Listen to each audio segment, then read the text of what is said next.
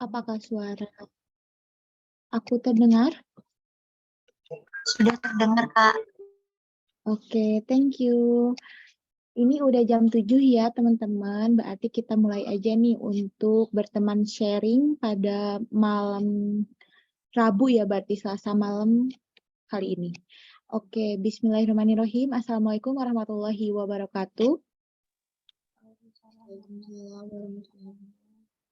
Sebelumnya, selamat malam buat teman-teman semua. Aku mau ngucapin terima kasih banyak buat teman-teman semua yang udah hadir lagi nih untuk berteman sharing episode 2 ya pada tanggal 13 Juni hari Selasa malam. Jadi kita malam Rabuan ya, berarti bukan malam Mingguan lagi tapi malam Rabuan bersama berteman apoteker dan berteman .apt sama Kak Tasya Haditya, sarjana farmasi.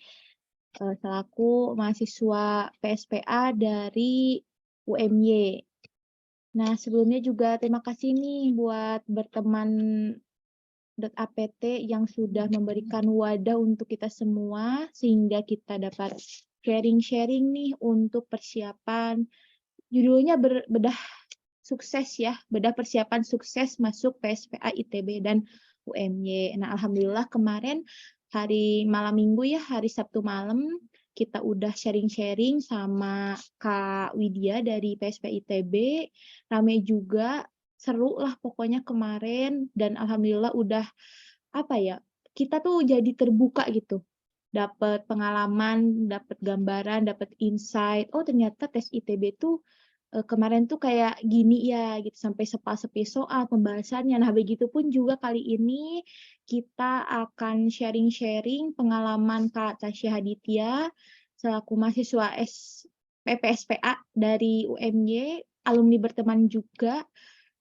Kita pengen tahu nih gimana persiapan dari Kak Tasya, bisa one shoot PSPA UMY gitu. Nanti juga ada sepil soal kayak gitu. Masih tajuk yang sama, berkolaborasi juga dengan aku, Risna Perido. Terima kasih untuk berteman .apt sekali lagi.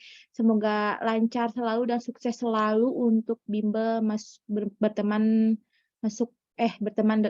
teman berjuang masuk apoteker, berteman masuk apoteker ya tagarnya. Oh iya, aku juga mau ngingetin ke teman-teman, karena sekarang tuh udah buka juga ya untuk kelas mandiri nih, kalau nggak salah. Iya, kelas mandiri, paket lengkap nih teman-teman. Paket komplit farmasi dan TPA Tupel, teman-teman bisa daftar langsung, cus, gaskeun. Pendaftaran udah dibuka tanggal 11 sampai 17 Juni nih teman-teman. Untuk akses pembelajarannya juga dari tanggal 21 Juni sampai 20 Juli. 30 hari ya teman-teman. Pokoknya worth it banget. Aku juga sebagai alumni berteman, Kak Tasya alumni berteman, kemarin Kak Widya juga alumni berteman. Pokoknya sangat-sangat merekomendasikan buat teman-teman di sini untuk bisa bergabung bersama berteman .apt supaya bisa menemani teman-teman di sini untuk perjuangan masuk apoteker. Mau itu kelas mandiri, kelas live, pokoknya worth it lah pokoknya mah ya. Gak bakalan nyesel kalian kalau misalnya ambil kelas di berteman gitu. Karena udah terbukti juga ya banyak alumninya gitu. Sekarang juga kita udah sama Kak Tasya, one shoot PSPA UM ya, kemarin Kak Widya PSPA ITB juga one shoot gitu. Jadi teman-teman cus lah, biar teman-teman juga mengikuti jejak dari Kak Tasya dan Kak Widya. Oke, sebelumnya aku mau nyapa dulu nih untuk Kak Tasya. Halo Kak Tasya, aduh cantik banget. Selamat malam, apa kabar nih? Selamat malam Kak Wawa. Suara saya terdengar Kak? Terdengar aman. Malam juga Kak. Halo, Kak Tasya ini alhamdulillah. Kok kan belum tahu ya jawabannya. Apa kabar nih? Aduh, apa kabar nih lagi? Baik. Kalau Kak Wawa Alhamdulillah. gimana kabarnya? Alhamdulillah baik. Kak Tasya gimana nih sekarang? Lagi sibuk PKPA pastinya ya? Iya, jadi kebetulan aku lagi sibuk PKPA rumah sakit di rumah sakit Panembahan Bantul Yogyakarta. Oh, di Bantul ya, berarti deket kampus dong ya di UNY, kan di Bantul juga ya?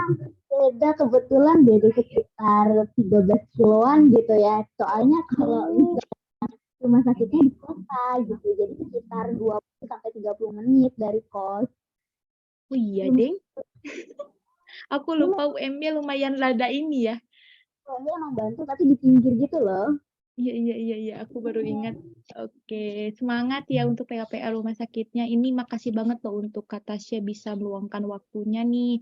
Padahal kan sibuk banget ya. Ya juga ah. Oke, ini pasti teman-teman udah pada gak sabar buat dengerin materi lebih ke ini sih ya, lebih ke sharing pengalaman Kak Tasya buat one shoot di PSPUMY. Nah, sebelum itu kita kenalan dulu nih sama Kak Tasya. Jadi aku mau bacain CV dulu ya guys. Bentar.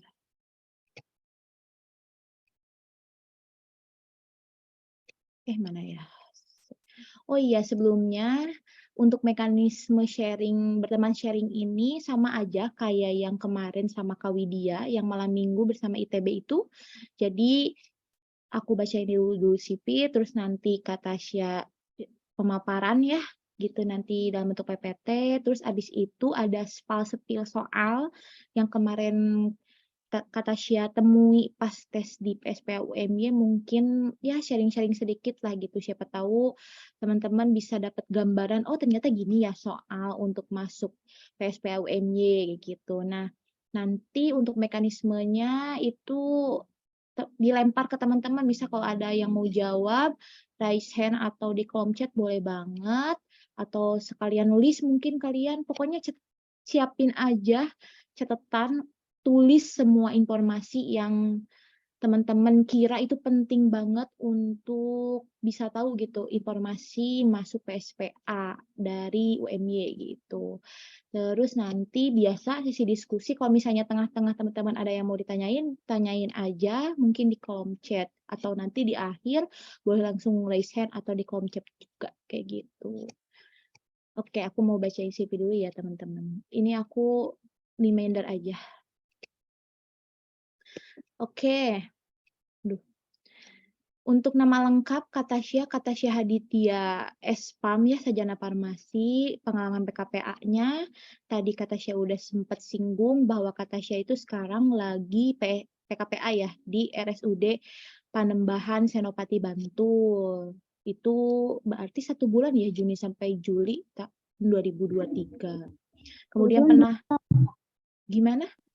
kebetulan 2 bulan. Oh, Jadi 2 bulan. awal Juni sampai akhir Juni gitu. Oh, oke, 2 bulan guys. Oke, maaf ya Allah, aku salah. Oke, untuk PKPA-nya juga pernah di apotek nih kemarin, di Apotek Pram 24 Godean Yogyakarta.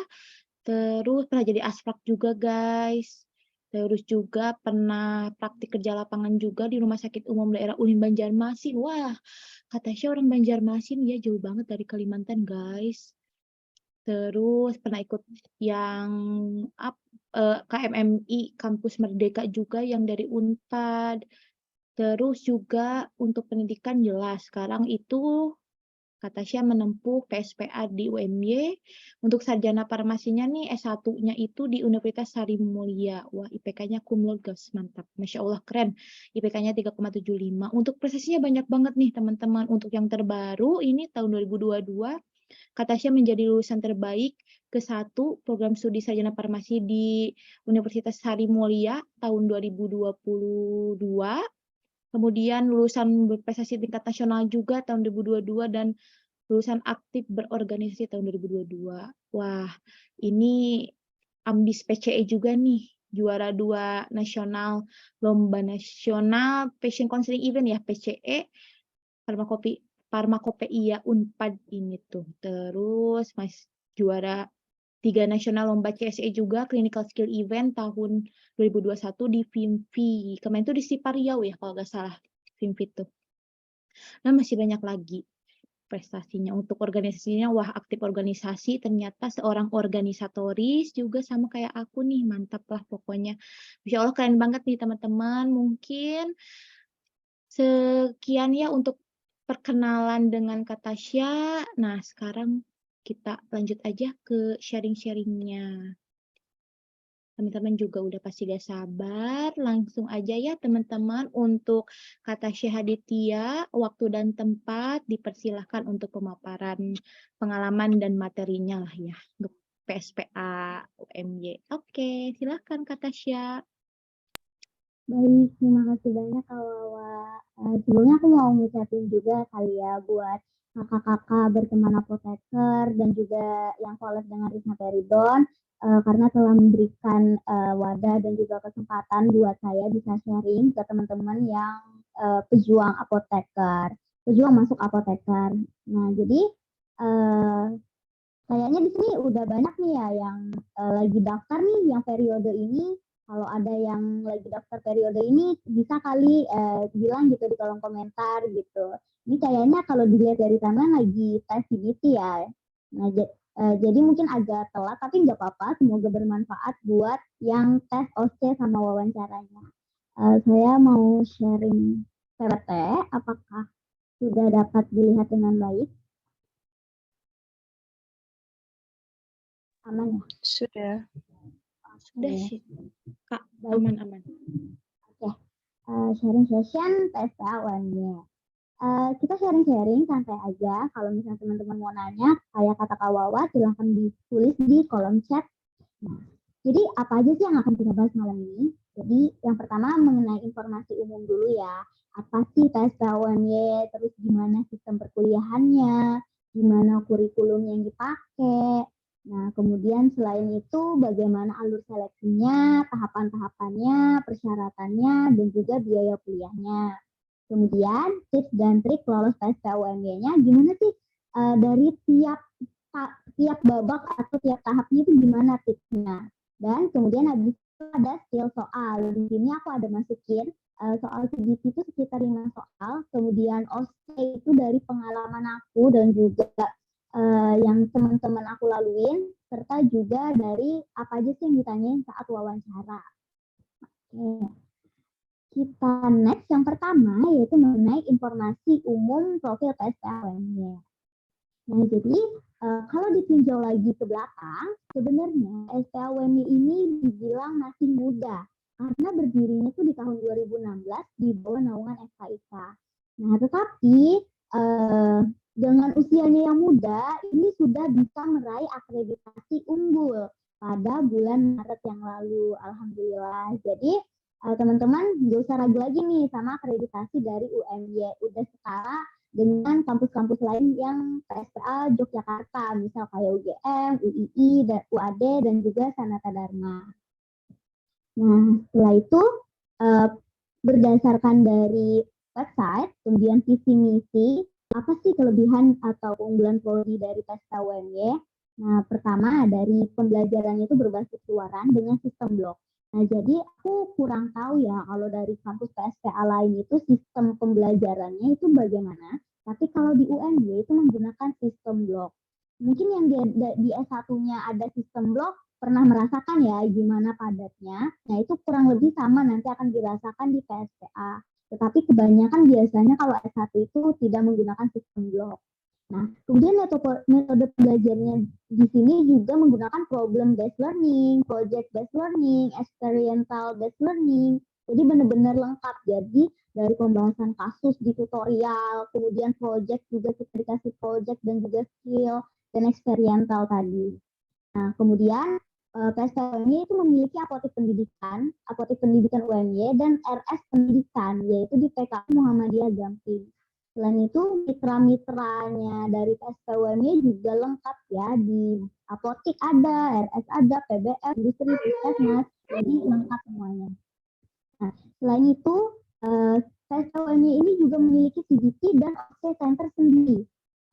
Sudah milik FKIK ya, terutama FKIK. Soalnya kan biasanya ada kampus lain tuh ada juga yang TONAS-nya itu di kampus lain. Nah, kalau misalnya UMY itu di kampus sendiri. Kemudian kalau berdasarkan visi misi, yang paling diunggulkan juga ini adalah program interprofessional education. Apa itu? Mungkin yang baru dengar bisa tahu, jadi kalau interprofessional education itu adalah collaboration profesional antara mahasiswa-mahasiswa yang sedang melaksanakan profesi, mulai dari koas kedokteran umum, koas kedokteran gigi, profesi nurse, profesi apoteker, itu semuanya collab. Jadi dalam satu kelompok itu gabungan dari beberapa profesi. Kemudian mereka itu akan melakukan bedside teaching atau mendatangi pasien secara langsung, menganalisa, anamnesis, dan menanyakan semuanya kondisi pasien, dan itu semua di bawah pengawasan dari dokter spesialis. Nah, setelah kita menanyakan pasien, kemudian memfollow up kondisi pasien, nanti kita akan melakukan tutorial. Tutorial itu sendiri adalah sejenis diskusi. Bagaimana nih dari perspektif kedokteran umum, dokter gigi, apoteker, dan juga nurse tentang pasien tersebut. Jadi kita tuh udah dilatih bagaimana kita itu berkolaborasi secara profesional nanti seperti di lapangan nanti waktu kita bekerja seperti itu. Nah, kemudian kalau menurut aku sendiri ya, kelebihannya juga karena pemateri saat kuliah itu juga banyak dari praktisi, bukan hanya dari dosen, tetapi sudah praktisi yang memang ahli di bidangnya, misalnya apoteker industri, kemudian apoteker klinis rumah sakit, dari BPOM, dari apoteker puskes dan apoteker PBF. Jadi tidak hanya sekedar teori saja, tetapi para praktisi juga menjelaskan teori dan dibandingkan dengan kenyataan di lapangannya itu bagaimana. Jadi kita juga tahu di lapangannya itu gimana sih, kayak gitu. Oke, kalau sistem perkuliahannya tadi sistem blok ada 2 semester ya teman-teman. Kalau sistem bloknya itu ada semester 1 saja, yaitu selama 4 blok. 4 blok ini sesuai tujuan masing-masing. Misalnya kalau yang blok pertama itu adalah promosi kesehatan atau apoteker muslim. Dia mempelajari tentang promtas, tentang kemuhammadiyahan atau apoteker muslim. Kemudian blok 2 itu ada farmasi klinis, dia 2 SKS. Kemudian blok ketiga ada farmasi industri, 2 SKS. Kemudian blok keempat ada manajemen farmasi, 1 SKS, dan mata kuliah pilihan. Jadi ada mata kuliah pilihan juga ya, cuma 1. Cuman nanti mata kuliah pilihan itu satu kelasnya sama. Nah, ada istilah namanya pandepokan. Nah, mungkin ini masih sangat terdengar asing dari kampus-kampus lain karena aku tahunya ini adanya di UNB. Jadi pandepokan itu adalah kegiatan kita melakukan promosi kesehatan di ranting-ranting kemuhammadiyahan dan Aisyah yang ada di sekitar kampus. Jadi kita selain mengikuti kegiatan-kegiatan keagamaan, kita juga melakukan promosi kesehatan kepada masyarakat seperti itu. Nah, jadi selain perkuliahan, kita ada namanya tutorial kasus, teman-teman. Dalam satu blok itu tutorial kasus biasanya 4 sampai 6 atau 7 tutorial. Jadi benar-benar padat kuliahnya itu. Kuliah tuh kalian kayak kegiatan sehari-harinya tuh ya, kalau nggak kuliah, tutorial, skill. Terus tiba-tiba udah ujian aja tuh, ujian MCQ, ujian OSCE. Pokoknya super duper padat. Nah, tutorial kasus di sini kita diberikan sebuah skenario permasalahan. Nah, nanti kita di situ akan berdiskusi, membahas dan menelaah kasus tersebut secara lengkap, secara rinci. Nah, kemudian untuk skill lab itu sendiri seperti praktikum gitu ya. Cuman skill lab di sini dia adalah tujuannya untuk merecall kembali yang penting-penting, materi-materi atau praktikum yang penting dan yang sering keluar di OSCE nasional. Jadi benar-benar semua yang diajarin, semua yang dilakuin itu adalah tujuannya tuh hanya UKAI dan OSCE semata gitu loh. Nah, kayak gitu. Terus kalau jurnal review presentation ini di blok 2, yaitu di klinis, dan apa namanya, dia itu full English. Jadi kita tuh kayak presentasi aja gitu sama teman-teman, tapi full English. Nah, terus untuk masalah kurikulum, dia ada perubahan teman-teman dari angkatan 11. Kalau aku kan angkatan 13 ya, dan yang baru buka ini angkatan 14. Jadi dari angkatan 10 ke atas, itu dia ada peminatan di PKPA RS atau industri. Jadi milih salah satu aja tuh, mau RS atau industri. Sedangkan kalau yang PKPA lainnya itu wajib. Nah, tetapi ketika ada perubahan kurikulum dari angkatan 11 ke bawah, itu semuanya merasakan wahana PKPA. Jadi ada 5 tempat wahana PKPA. Ada rumah sakit, ada industri, ada apotik, ada puskesmas, ada PBF. tambah satu lagi IPE tadi 1 minggu kayak gitu. Nah, kemudian tryout CBT dan OSC internal itu secara berkala teman-teman. Jadi lumayan sering, baru masuk aja kalian tuh udah langsung tryout. Terus nanti di tengah-tengah PAPA tryout. Pokoknya tryout terus. Kalau dihitung-hitung, tryout internal itu ada 4 kali, tryout nasional 1 kali, tryout upload perguruan tinggi farmasi Muhammadiyah yang khusus Muhammadiyah juga 1 kali, dan ada kompre OC internal. Jadi kompre OC internal ini adalah OC 10 station di akhir setelah PKPA selesai sebelum UKAI. Jadi kita di UMY itu nggak ada kompre yang wawancara atau tanya jawab gitu. Komprenya itu ialah berupa OC seperti itu. Kemudian mendekati hari H UKAI juga ada mentoring. Mentoring ini nggak cuma dari dosen, tapi juga dari kakak tingkat yang baru saja lulus gitu. Jadi bisa kita tuh nanya-nanya apa yang belum paham, kayak gitu. Ini wahana PKPA-nya bisa teman-teman lihat sendiri ya. Oke, selanjutnya kita masuk ke alur seleksi dan biaya perkuliahan. Nah, ini kan tadi seperti yang aku bilang lagi buka periode yang angkatan 14 kan. Nah, jadi teman-teman bisa lihat semua informasi itu di admisi.umy.ac.id untuk persyaratan, syarat-syarat berkas, kemudian biaya, itu semuanya ada lengkap di situ. Nah, di sini cuman aku recall kembali aja ya. Jadi syarat itu adalah alumni S1 Farmasi yang sudah terakreditasi prodinya, cuman tidak ada batasan minimal, misal minimal C, minimal B itu tidak ada. Tetapi ada syarat tahun lulus, jadi maksimal itu 2 tahun terakhir lulusnya. Nah, kemudian masa studinya itu S1 tidak lebih dari 5 tahun, jadi maksimal 5 tahun. IPK minimal 3,00, kemudian lolos rangkaian uji seleksi, dan bersedia mengikuti aturan dan tata tertib UMY. Lalu apa aja berkas yang harus disiapin sama teman-teman? Yang pertama, mengisi dulu di online laman Penmaru. Nah, kemudian ada scan ijazah, transkrip nilai, kemudian ini nih, scan sertif TOEFL. Jadi TOEFL di sini dia memberikan pilihan itu ada 2 jenis. Ada TOEFL yang ITP standarnya dan TOEFL Lite yang diadain oleh LTC UMY. Jadi hanya menerima dari 2 jenis tersebut. Kalau misalnya ITP itu biasanya ada di luar ya, di luar UMY, dan harganya biasanya lebih mahal. Cuman masa berlakunya itu 2 tahun dan bisa dipakai di dunia kerja ataupun beasiswa kayak gitu. Sedangkan kalau TOEFL Lite, LTC UMY, dia lebih murah. Cuman dia jadwalnya itu bisa dicek aja sama teman-teman karena biasanya nggak terlalu sering. Ya ada online, ada juga offline. Kalian bisa ceknya itu di Instagram LTC UMY. Nanti bisa juga ada WhatsApp-nya itu videonya, kalian coba hubungin aja adminnya.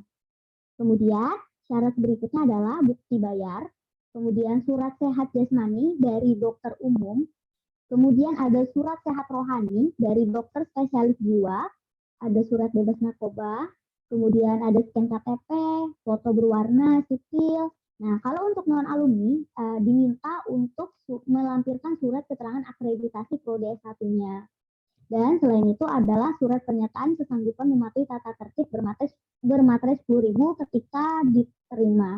Nah, tetapi teman-teman, di antara yang dilampirkan di website, aku kemarin ada juga ketika mengunggah itu diminta adalah sertifikat ataupun piagam penghargaan jika ada, opsional. Nah, jadi bagi teman-teman yang punya sertifikat, piagam penghargaan selama S1, itu bisa banget digabungin jadi satu PDF, kemudian nanti di-upload.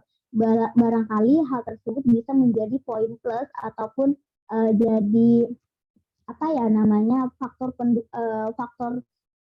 gimana ya pertimbangan ketika para dosen itu menilai. Kemudian, tapi itu nggak wajib ya, maksudnya itu nggak yang mempengaruhi nilai banget, mungkin sebagai pertimbangan aja gitu. Kemudian kalau untuk tahapnya ya terbilang banyak ya daripada kampus-kampus lain. Kalau kampus lain itu biasanya tesnya cuma CBT atau kalau enggak cuma CBT wawancara, terus CBT wawancara OSCE. Kalau misalnya UMY itu lumayan banyak. Jadi per tahap gugur kayak gitu. Nah, yang pertama seleksi berkas. Setelah kita upload, kemudian nanti ada tuh pengumuman lolos seleksi berkasnya di website admisi tadi ya, yang di link di bawah itu.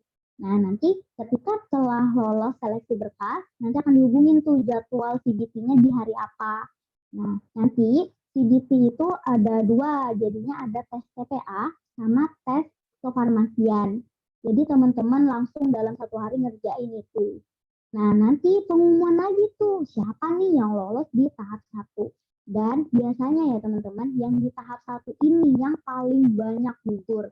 Karena langsung nge-cut setengah gitu loh. Kayak kemarin misalnya angkatan aku tuh, kayaknya yang mendaftar tuh kurang lebih 150 gitu kan. Karena 3 hari itu full CBT.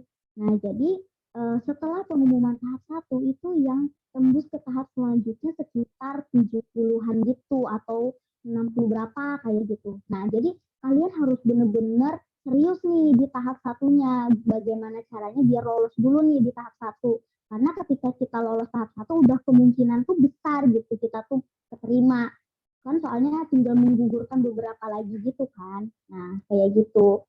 Terus yang di tahap 3, di tahap 2, ini ada tes psikotes, wawancara, dan OC. Biasanya itu dipisah jadi 2 hari. OC sendiri, dan kemudian wawancara itu digabung sama psikotes.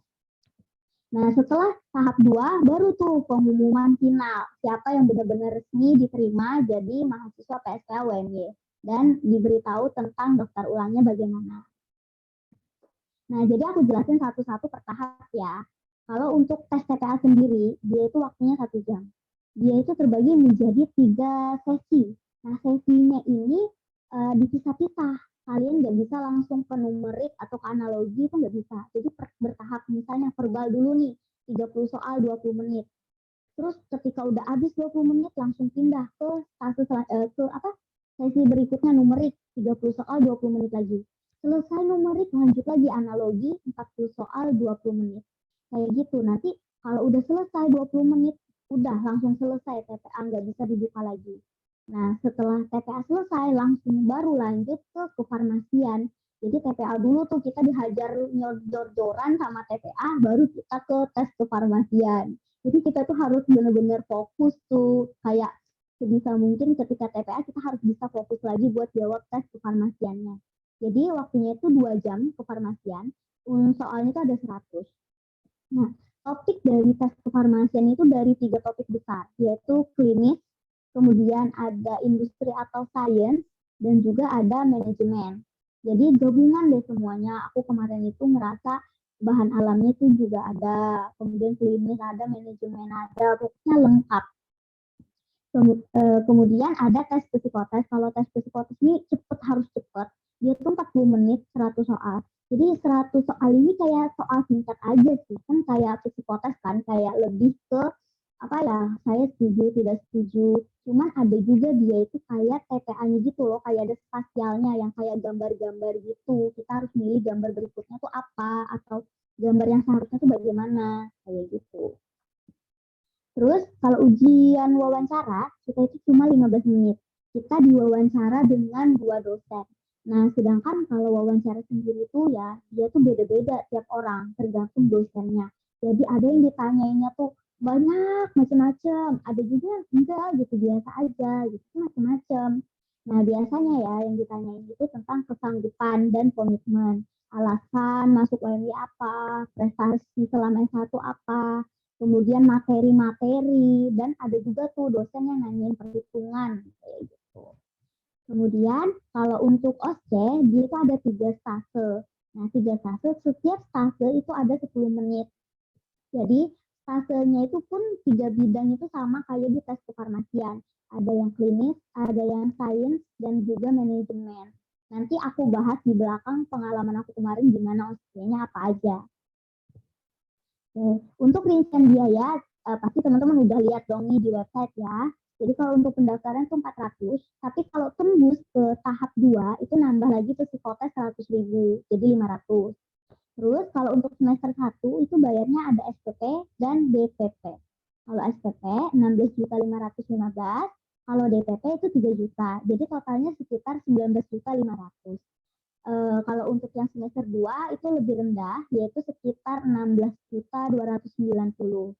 Cuman biaya tersebut itu sekitaran 35.800 di luar dari biaya UKAI, CBTOC, biaya sumpah, biaya serkom, POPKA, iuran anggota IAI tahun pertama, STRA, dan biaya pendampingan sumpah. Cuman kalau di totalin perkiraan itu sekitar 40 jutaan. Nah, itu sih salah satu alasan kenapa juga aku memilih UMY, karena jujur UMY ini murah banget gitu kan, dari kampus-kampus lain yang udah mahal banget kayak gitu. Jadi aku tuh sangat termotivasi untuk masuk UMY kayak gitu. Dan uh, kemarin kan aku masih D ya waktu masuk itu akreditasinya, dan biayanya tuh nggak naik ke yang periode ini. Periode ini kan padahal sudah unggul tuh, tapi biayanya nggak ada naik. Oke, selanjutnya kita bahas tips dan trik tiap babak ya. Yang pertama, tahap pemberkasan. Tipsnya itu adalah teliti dan benar-benar dipersiapkan. Teliti di sini maksudnya adalah dari spesifikasi yang diminta.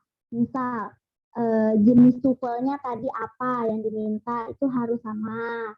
Kemudian skornya juga minimal berapa, berlaku nggak masih. Kemudian dari surat keterangan sehat biasanya itu diminta dokternya tuh dokter umum apa dokter spesialis, itu diperhatikan lagi. Kemudian jenis file saat upload. Jadi ada yang minta PDF kah, ataukah mintanya itu Word atau apa, itu diperhatikan. Dan ukuran file, misalnya maksimal berapa MB, itu diperhatikan. Kemudian persiapkan. Persiapkan ini mungkin lebih ke TOEFL gitu ya. Jadi misalnya kalian maunya nih apa, itu benar-benar dipersiapin. Misal kalau ITP, oh ITP di mana nih, ada jadwal buka, terus selesainya berapa lama bisa ngambil sertif, biar nggak gimana nggak kelewat dari tanggal daftar di UMY. Kemudian kalau misalnya pengennya yang murah aja, TOEFL Live UMY, itu berarti kita tanya nih dari LTC-nya, kira-kira ada tanggal berapa, kira-kira sempat nggak buat daftar. Karena kalau aku kemarin ya, itu Desember yang online, dia tuh nggak ada, adanya di Januari kalau online di LTC. Jadi terpaksa lah aku kemarin tuh hunting info yang ITP, kayak gitu. Jadi dipersiapkan, diperhitungkan lah segala waktu dan deadline-deadline-nya itu. Kemudian di TPA beberapa tips. Yang pertama, belajar dari jauh-jauh hari. Karena tadi tesnya itu banyak dan sehingga banyak yang harus kita persiapkan. Jadi TPA ini menurut aku lumayan susah gitu. Aku tuh nggak terlalu bisa TPA. Nah, jadi aku pengen belajar dari jauh-jauh hari. Belajarnya ini kemarin aku ikut kelas berteman, live TOEFL dan TPA. Jadi sekalian aku belajar TOEFL, aku sekalian belajar TPA. Karena di kelas itu kita tuh diajarin ini tips dan trik jawab cepat soal TPA. Jadi misal kalau verbal tuh gimana sih tipsnya gitu, kita milih jawabannya itu diajarin. Terus kalau numerik, kalau misalnya aritmatika itu gimana caranya. Terus kalau gini gimana, itu diajarin. Jadi kayak bener-bener memberi gambaran sama aku yang nggak paham TPA ini kayak gitu. Terus setelah mencari tips dan trik, selain aku kelas berteman, aku juga cari-cari di YouTube sih, kayak gitu. Sama aku ada punya bank soal buku TPA. Tapi aku juga punya buku berteman APT edisi 3, karena udah lengkap kan, dari kefarmasian ada, TPA-nya ada, jadi aku beli itu kemarin. Nah, kalau kita perbanyak latihan soal, kita tuh jadi tahu jenis-jenis soal TPA-nya tuh kayak gimana. Terus kita juga bisa melatih kecepatan menjawab kita, karena seperti yang kalian lihat tadi itu waktunya sangat amat terbatas, sangat cepet banget kayak, jadi kalian tuh harus latihan gitu biar nggak skip banyak soal, soalnya jadi sayang kan poin tuh lumayan hilang gitu. Itu untuk TPA ya teman-teman. Selanjutnya ada tes kefarmasian. Lagi-lagi tipsnya itu adalah belajar dari jauh-jauh hari. Karena jujur ya, aku tuh kaget waktu pertama kali lihat materi yang harus kupelajari itu ternyata kayak luas banget kan. Kita harus merecall, kita harus mengingat kembali materi yang kita pelajari selama 4 tahun dalam beberapa waktu saja kayak gitu. Jadi kita tuh harus cicilnya tuh dari jauh-jauh hari. Nah, jadi kemarin itu aku nggak tahu kan gambaran tes PSPA tuh gimana, aku nggak tahu. Jadi aku ikut kelas live kefarmasian berteman. karena aku tuh niatnya itu adalah pengen tahu nih gimana sih gambaran tes PSPA itu gimana. Yang pertama soal-soalnya gimana, materinya tuh apa aja yang harus dipelajarin. Kemudian aku juga pengen ngeliat kemampuan aku tuh udah di sebatas mana nih sama musuh-musuh yang lain gitu kan, para yang pejuang-pejuang yang lain. Karena ketika kita ikut pretest, post-test, quiz, dan itunya kita tuh bisa lihat, oh kalau misalnya aku targetnya kampus ini, sainganku segini-segini nih, kayak gitu. Jadi benar-benar membantu aku banget. Setelah aku ikut live berteman, itu aku baru tuh menulis topik apa aja yang belum aku kuasain.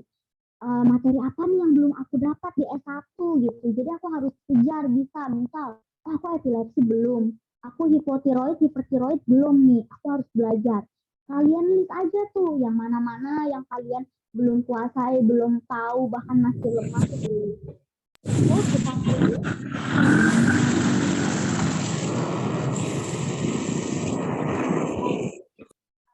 selain jadwal harian, biasanya ya target aja lah kayak gitu. Nggak perlu kalian itu belajarnya itu 5 jam, 6 jam, itu nggak perlu.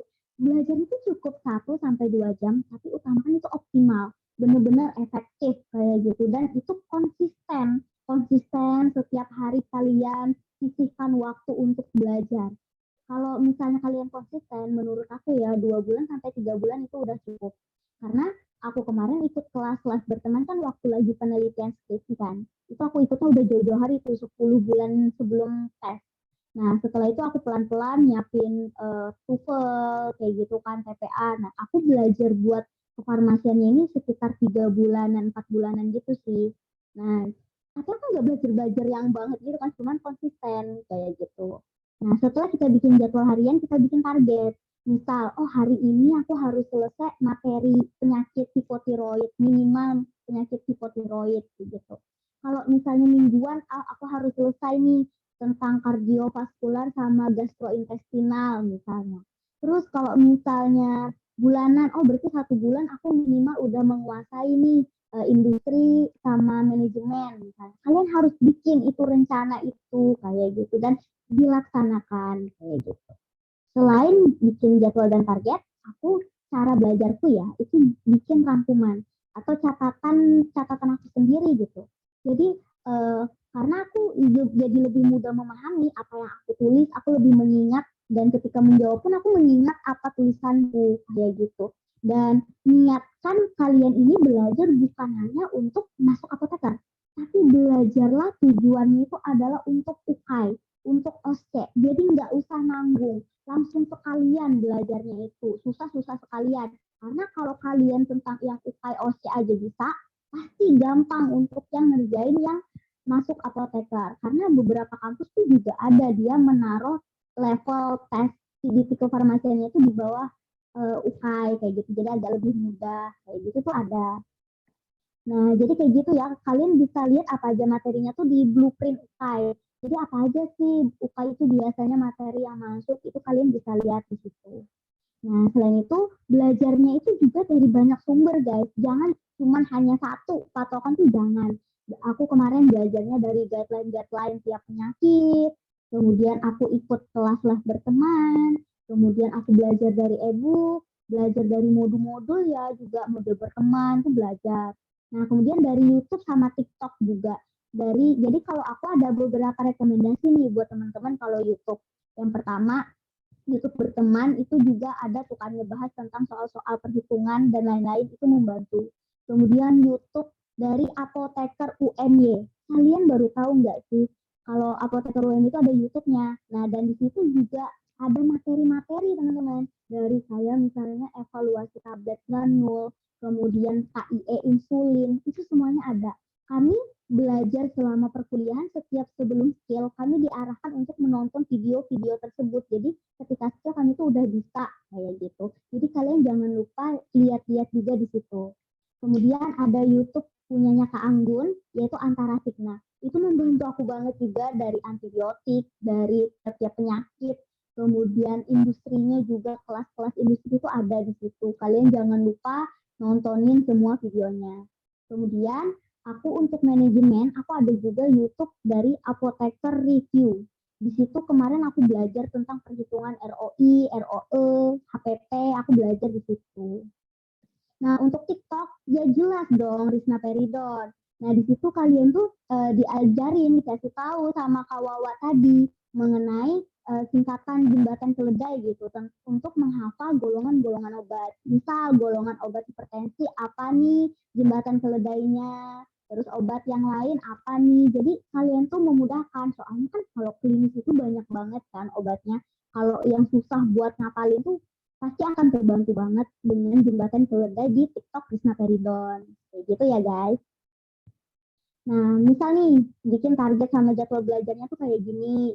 Ini cuma contoh-contohan aja ya guys. Jadi kalian yang menentukan sendiri. Kalian ini lemahnya yang kurang banget tuh di mana, itu yang dikasih space lumayan banyak kayak gitu. Kalian perlu banyak belajar. Kemudian industri berapa nih, kemampuan gimana, baru disesuaikan waktunya, targetnya kayak gitu. Jadi itu kalian sendiri yang tahu dan menentukannya. Kemudian setelah kita merangkum, mencatat apa-apa aja penyakit, tata laksana, terapi dan lain-lain, aku biasanya misalnya udah selesai kan kardiovaskular, tentang penyakit-penyakit kardiovaskular, aku coba tuh jawab soal-soal tentang kardiovaskular. Misal dari buku berteman gitu kan dia udah dikelompokin kan kardiovaskular gitu. Misalnya terus apalagi saraf itu udah dikelompokin. Jadi misal kalian udah selesai suatu penyakit, cobain jawab soal-soalnya gitu. Kayak gitu terus, aku secara berkala. Selesai ini, aku coba jawab soalnya. Aku setelah belajar ini, aku coba jawab soalnya. Nah, setelah kalian selesai semua penyakit, kira-kira udah sekitar berapa minggu mendekati ujian masuk apoteker gitu. Nah, aku ikut tryout. Jadi misal kayak tryout di Instagram yang tryout UKAI, terus kemudian aku juga kemarin tuh saya berlangganan aplikasi yang buat tryout gitu, aku ikut buat nge-track kemampuan aku. Aku nih udah sampai mana sih menjawab dari 200 soal, nilaiku nih berapa nih? Nilaiku berapa? Terus kalau kurangnya masih di mana? Oh, ternyata aku masih lemah nih jawab di perhitungan. Aku masih lemah nih di penyakit ini. Kalian catat, evaluasi kurang kalian di mana.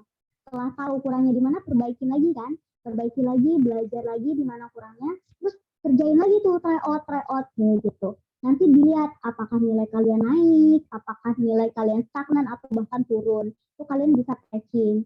Dan kalaupun kalian banyak latihan soal, itu tuh jadi kayak tahu gitu loh tipe-tipe soalnya tuh kayak gimana. Bahkan ya, karena aku kemarin banyak jawab-jawab soal, itu ketika aku tes itu jadi kayak banyak keluar gitu. Apa yang aku pernah kerjain itu keluar semua. Jadi kayak kalau ini jawabannya, kalau ini jawabannya gitu. Jadi benar-benar membantu banget kayak gitu ya guys.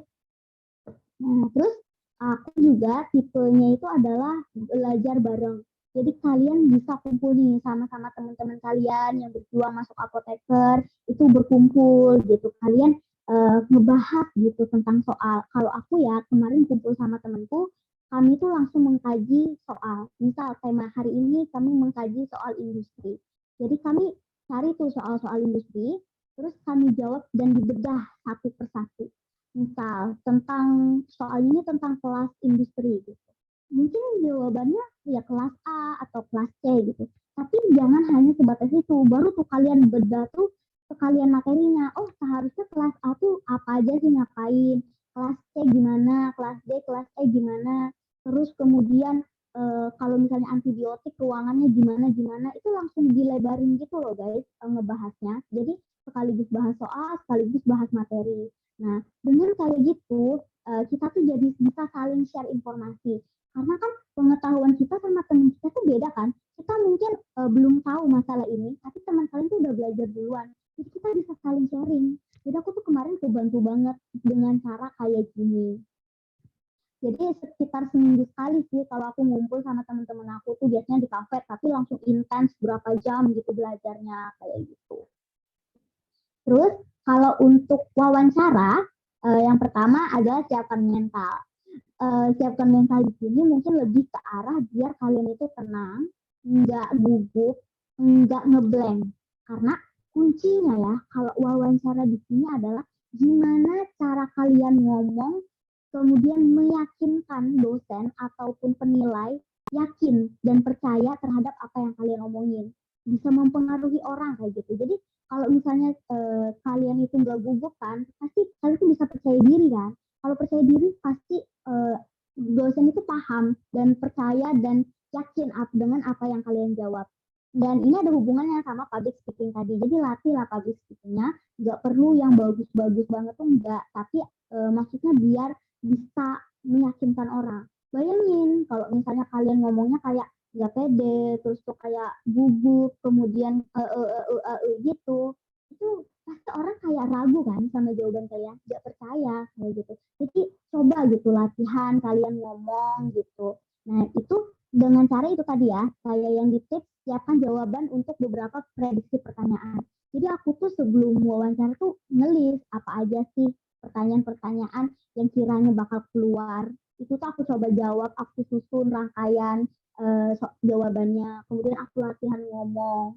Nah, kalian tahu dari mana soal-soal tersebut? Kalian bisa ikut tuh simulasi wawancara berteman. Aku ikut juga kemarin. Jadi di situ aku dikasih tahu tuh kemarin aku beneran baru tahu kan. Jadi baru tahu nih apa aja pertanyaan wawancara tuh. Terus sebaiknya kita menjawabnya tuh kayak gimana tuh dikasih tahu juga.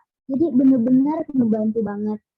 Nah, selain itu wawancara ini juga siapkan pengetahuan kalian ya tentang materi sama perhitungan.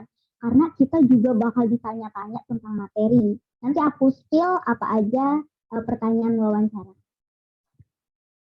Kemudian nih, OSCE. OSCE ini yang paling ditakutin gitu kan sama yang tes biasanya gitu kayak paling dihantui nih sama OSCE. Padahal ya menurut aku OSCE itu ya dasar-dasar kita yang udah pernah kita lakuin di S1 kayak gitu. Tapi yang biasanya bikin jadi fail atau zong di OSCE itu karena itu tadi kita terlalu gugup, kita terlalu ngeblank, gugup jadinya ngeblank terus nggak fokus kayak gitu. Padahal kuncinya itu adalah kalian fokus. Fokus usahakan kelola, jangan terlalu gugup, jangan ngeblank kayak gitu. Karena instruksinya itu perlu dibaca dengan teliti dan seksama. Karena nih misal kalian baru lihat skenario-nya aja langsung udah takut duluan, sempet nggak ya? Padahal instruksinya tuh cuma ngerjain ininya aja gitu loh.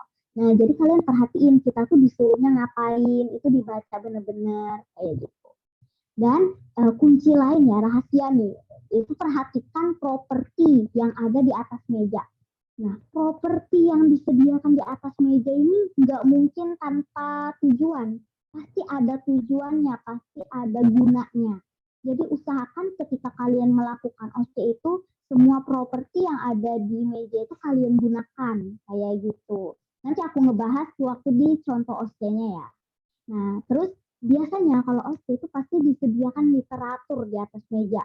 Baik itu berupa farmakope, jurnal, ataupun NIMS atau ISO. Nah, kalian itu wajib buka literatur. Karena itu tuh ada nilainya.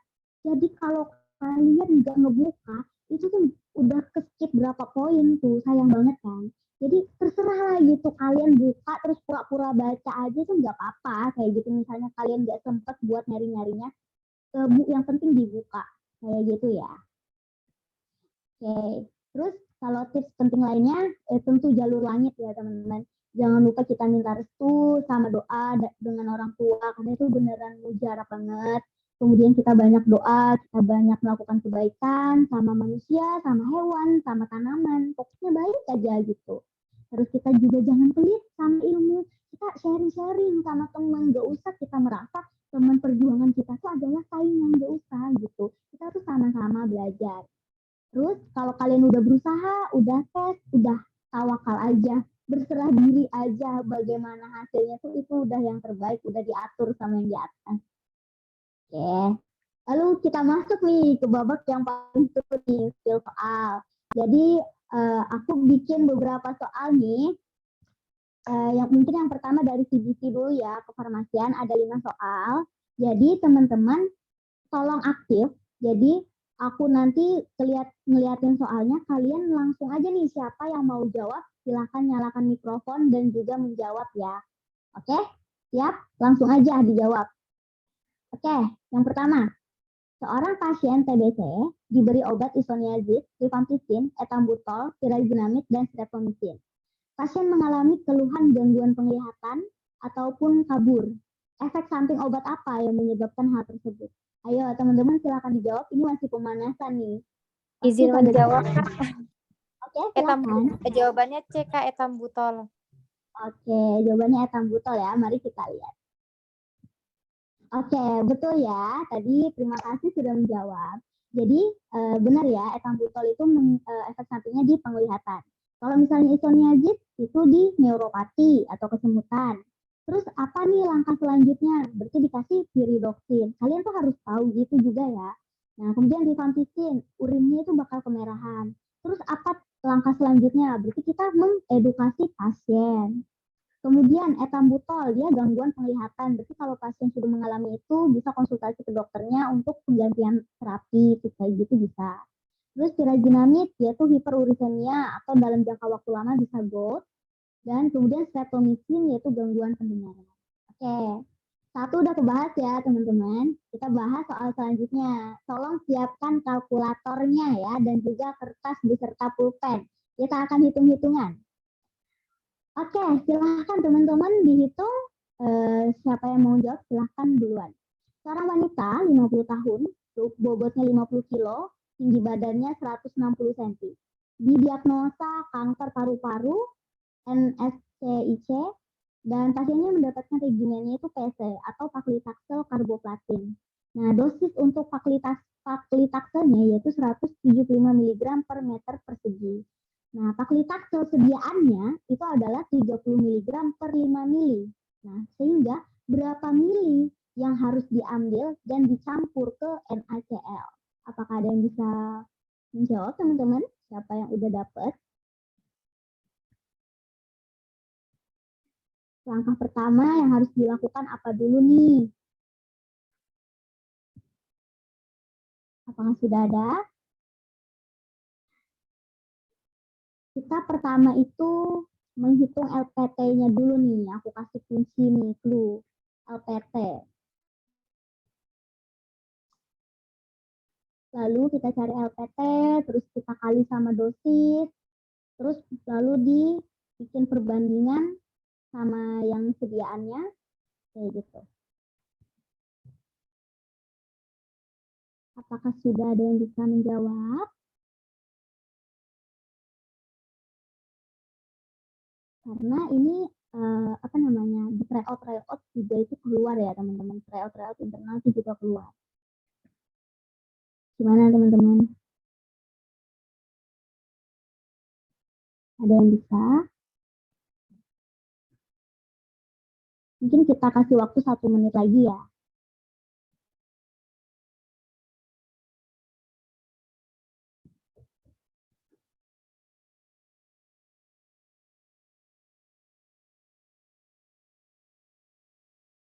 Yang udah ketemu jawabannya boleh banget nih langsung raise hand, jawab atau di kolom chat. Ini lumayan mudah nih, masih nih, sedang lah. Gitu. Ayo dong, pasti ada yang bisa dong. Apalagi yang besok tes. Semangat.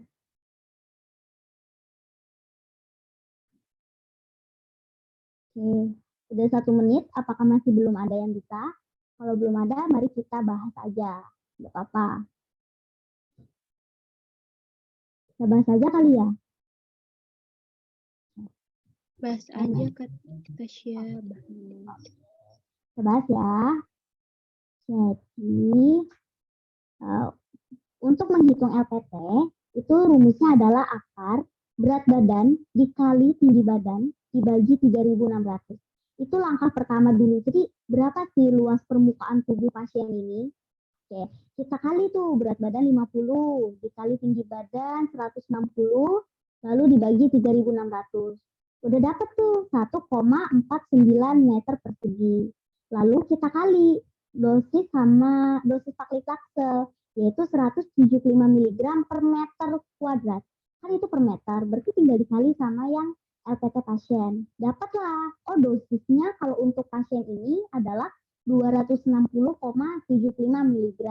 Nah, kalau misalnya yang ditanya memang dosis, itu bisa aja tuh kalian langsung jawab kalau ada di pilihan. Tapi kan permasalahan di sini adalah milinya ya, milinya. Berarti kita harus mengkonvert lagi nih dari dosisnya ini ke sediaannya. Ada dua cara, kalau kalian mau yang mudah itu bisa bikin perbandingan. Jadi misal gini, 30 mg per 5 mili sama dengan 260,75 mg per X. Jadi milinya itu X. Lalu kalian kali silang, berarti 5 mili dikali 260,75 dibagi 30. Itu nanti udah langsung dapat 43, berapa. Nah, kalau yang cara yang di sini, ini aku bikin caranya itu 260-nya itu aku bagi dulu sama 30. Itu dapat jumlah ampulnya itu kan. Nah, jumlah ampulnya itu baru aku kali sama 5 mili per ampulnya itu berapa. Jadi terserah kalian ya, kalian itu lebih pahamnya atau nalarnya tuh kemana tuh terserah kalian. Tapi bisa pakai dua cara itu. Gimana teman-teman, bisa dipahami? Apa ada yang mau ditanyain? Kalau nggak ada, kita lanjut ya. Soal ketiga. Oke, kita lanjut. Perhitungan lagi, tapi ini lebih gampang. Ini 1 menit aja udah selesai ini. Seorang apoteker pada bagian industri farmasi sedang mempersiapkan kebutuhan produksi krim ketoconazole 2%, kemasan tub 10 gram.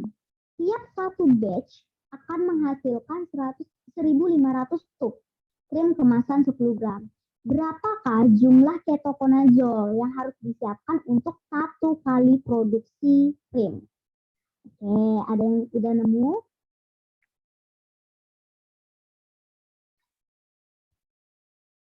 Ini berarti kalian cari dulu nih dalam satu tubnya itu perlu ketoconazole-nya itu berapa. Kalian udah dapat satu tubnya itu beratnya, baru kalian kali 1.500. Kayak gitu. Ada yang udah dapat? Izin menjawab, Kak. Jawabannya A 300 gram. Saya dapatnya. Oke, terima kasih. Mari kita lihat. Oke, betul ya, 300 gram. Jadi, ketoconazole-nya dulu tadi ya, 2%. Berarti kan 2 per 100 tuh. Dikali 10 gram. Didapatlah, berarti satu tub itu mengandung 0,2 gram. Lalu kita kali satu batch-nya tadi, satu kali produksi 1.500. 1.500 dikali 0,2 gram. Dapatlah 300 gram, kayak gitu. Jadi jangan langsung ya teman-teman. Kan itu bisa juga tuh kalau terkecoh ke 30 gram. Jadi 2% dikali 1.500. Nah itu salah tuh. Nanti dapatnya 30 gram kalau yang cara ngitungnya gitu. Oke, masih easy nih kayaknya ya teman-teman. Kita beralih ke manajemen dulu nih. Nih, seorang apoteker akan melakukan pemesanan obat melalui PBF yang terdiri dari nimodipin, kodein, valsartan, amitriptilin, fenobarbital, diazepam, sodium diklofenak, dan amlodipin. Berapa surat pesanan yang dibutuhkan? Jadi di sini yang diuji kalian adalah pengetahuan kalian tentang penggolongan obat. Yang mana yang termasuk OOT, mana yang termasuk prekursor, mana psikotropik, dan mana narkotik. Ada yang bisa menjawab? Yang sudah menemukan? Berapa?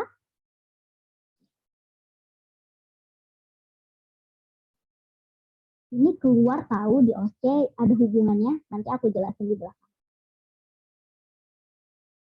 Oke, udah ada yang menjawab nih, ada yang jawab 3 SP. Ada yang jawab apa nih? Yang lain gimana? Ada jawaban lain? Gak apa-apa nih, kita saling sharing kan. Dan ini masih beruntung ya teman-teman, yang disebutkan itu adalah zat aktif.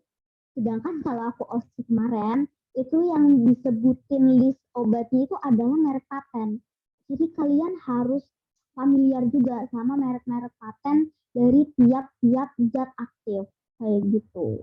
Karena nggak dikasih tahu zat aktifnya apa. Oke, ada yang jawab 5 SP. Ada yang jawab 4 SP. Aduh, seru banget kan kayak gini. Udah ada yang beda-beda nih jawabnya. Oke, kita coba lihat jawabannya ya, teman-teman. Oke, jawabannya itu adalah 4 SP ya, teman-teman. Yang pertama, itu adalah yang reguler. Yang reguler ini yang tidak termasuk golongan-golongan lainnya, yang biasa aja. Itu ada nimodipin, valsartan, diklofenak, sama amlodipin. Kemudian, narkotika, yaitu kodein. Kodein golongan berapa? Golongan 4 ya. 4. Nah, kemudian OOT. Amitriptilin itu OOT. OOT itu ada berapa, teman-teman? Ada yang bisa menyebutkan ada berapa?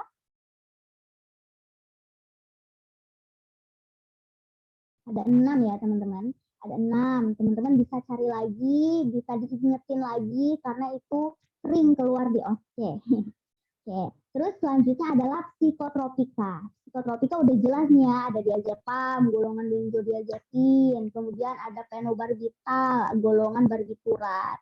Nah, jadi yang di sini yang nggak ada adalah dari golongan prekursor. Kalau prekursor kan itu golongannya ada pseudo, ada penil, kayak gitu.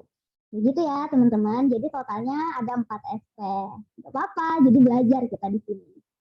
Lanjut, soal terakhir.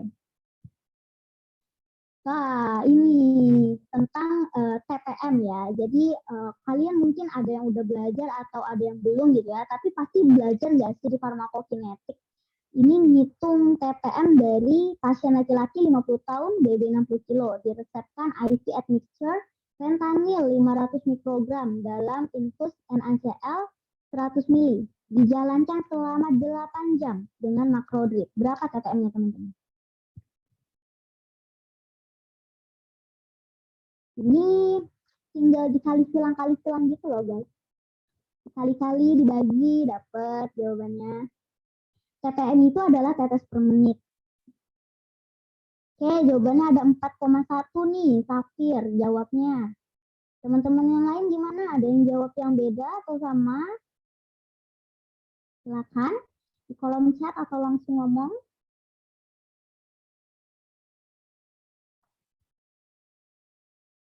Nih, kita nggak ada nih yang ngechat lagi nih. Pada malu apa takut salah ya? Bukan, nggak apa-apa, kita kan belajar. Kita lanjut aja ya. Karena masih ada soal-soal yang pasti dan lancar. Oke, jawabannya betul ya, Safir. Tadi 4,1. Jadi gimana sih rumus TPM hitungnya? Itu adalah total cairan dikali faktor tetes dibagi waktu atau menit. Nah, jadi kalau tidak ada disebutkan di soal, faktor tetesnya itu biasanya adalah 20 tetes. Tapi kalau misalnya ada disebutkan di soal, pakai yang ada di soal. Nah, kemudian total cairan. Di sini kan disebutkannya dia pakai cairannya itu cuma NaCl ya, 100 mili. Jadi totalnya 100. Tapi kalau misalnya sediaan yang dicampur dengan infusnya itu berupa cairan juga, misalnya ampul kayak gitu kan, ampulnya 5 mili. Nah, terus dicampur ke NaCl 100 mili. Jadi total cairan itu bukan 100 teman-teman, tapi 100 tambah 5, yaitu 105. Kayak gitu ya, jadi total, bukan cuman infusnya aja. Dikali 20 tetes dibagi sama waktu. Waktunya ini jangan satuannya jam, harus menit. Soalnya kan sesuai satuannya itu kan TPM, tetes per menit. Jadi kita ubah dulu dari 8 jam ke menit, yaitu 480 menit. Didapatkanlah hasilnya 4,16. Begitu ya teman-teman, itu beberapa soal. Banyak lagi soal-soal lain, biasanya itu ada berhubungan dengan kebahan alam, misalnya titik apa ya itu ya, yang misalnya zat aktifnya ini berarti apa nih patokannya zat aktif yang herbalnya itu ada juga keluar. Oke, kita lanjut ke wawancara. Nah, wawancara kemarin kebetulan aku tuh dapatnya yang kompleks banget teman-teman. Hampir semua bidang aku tuh dapet. Kayak gini, yang pertama, kalian bakal ditanyain tentang pribadi. Kalian asal kampusnya di mana?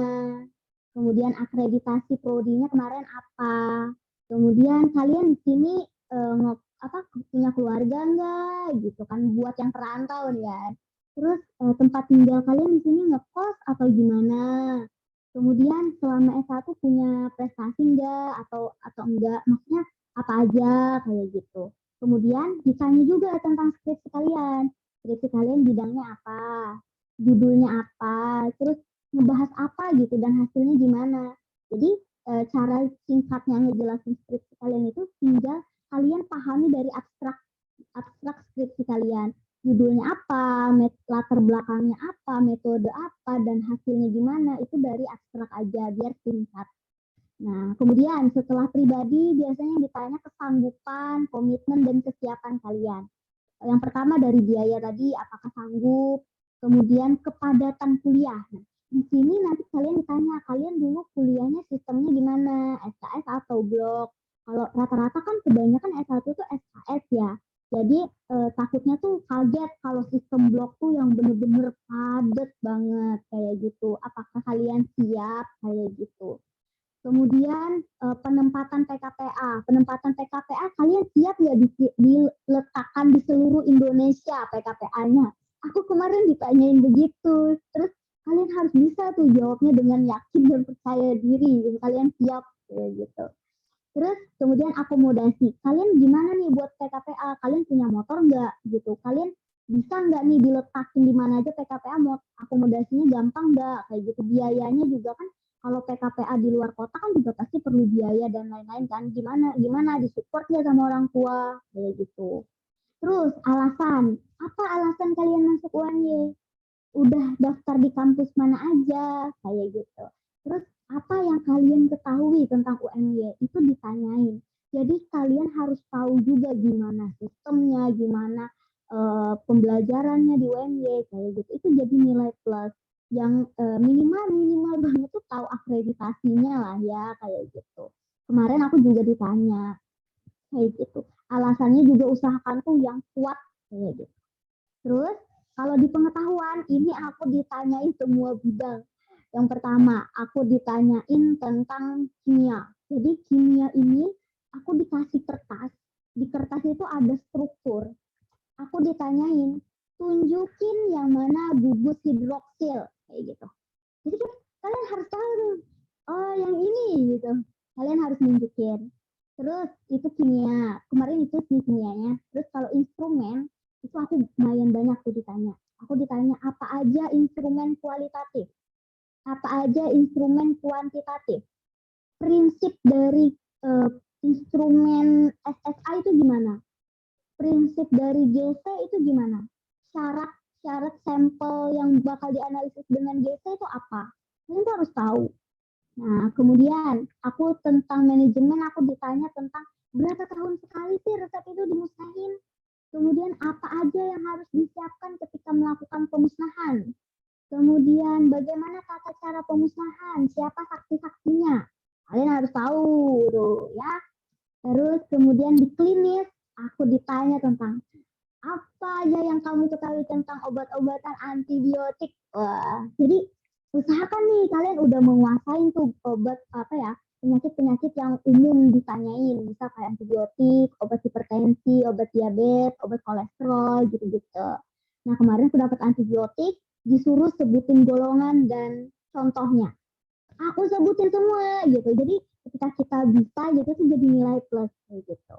Terus aku juga langsung dikasih kertas, aku langsung dikasih kalkulator, disuruh ngitung pengenceran. Soalnya tuh disebutin.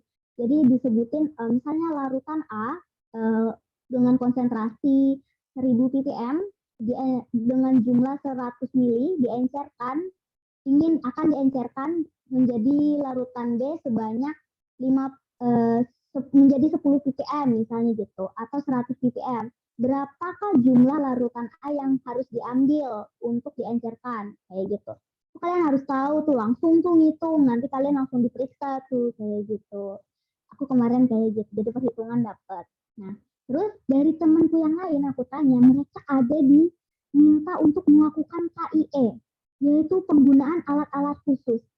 Jadi udah ada alatnya, inhalernya ada, insulin ada, turbohaler, diskus, tetes mata, tetes hidung, dan lain-lain. Udah ada disediain. Kalian disuruh langsung mengedukasi pasien, kayak gimana dari perkenalan, dari penjelasan alat, katarsis, dan lain-lain. Nah, itu jadi kalian udah harus siap ya. Dan biasanya itu juga keluar di OSCE. Kalau OSCE sebelumnya ada tuh yang KIE, cuman yang pas aku kemarin itu enggak. Dan beberapa itu ada juga yang dites mengaji.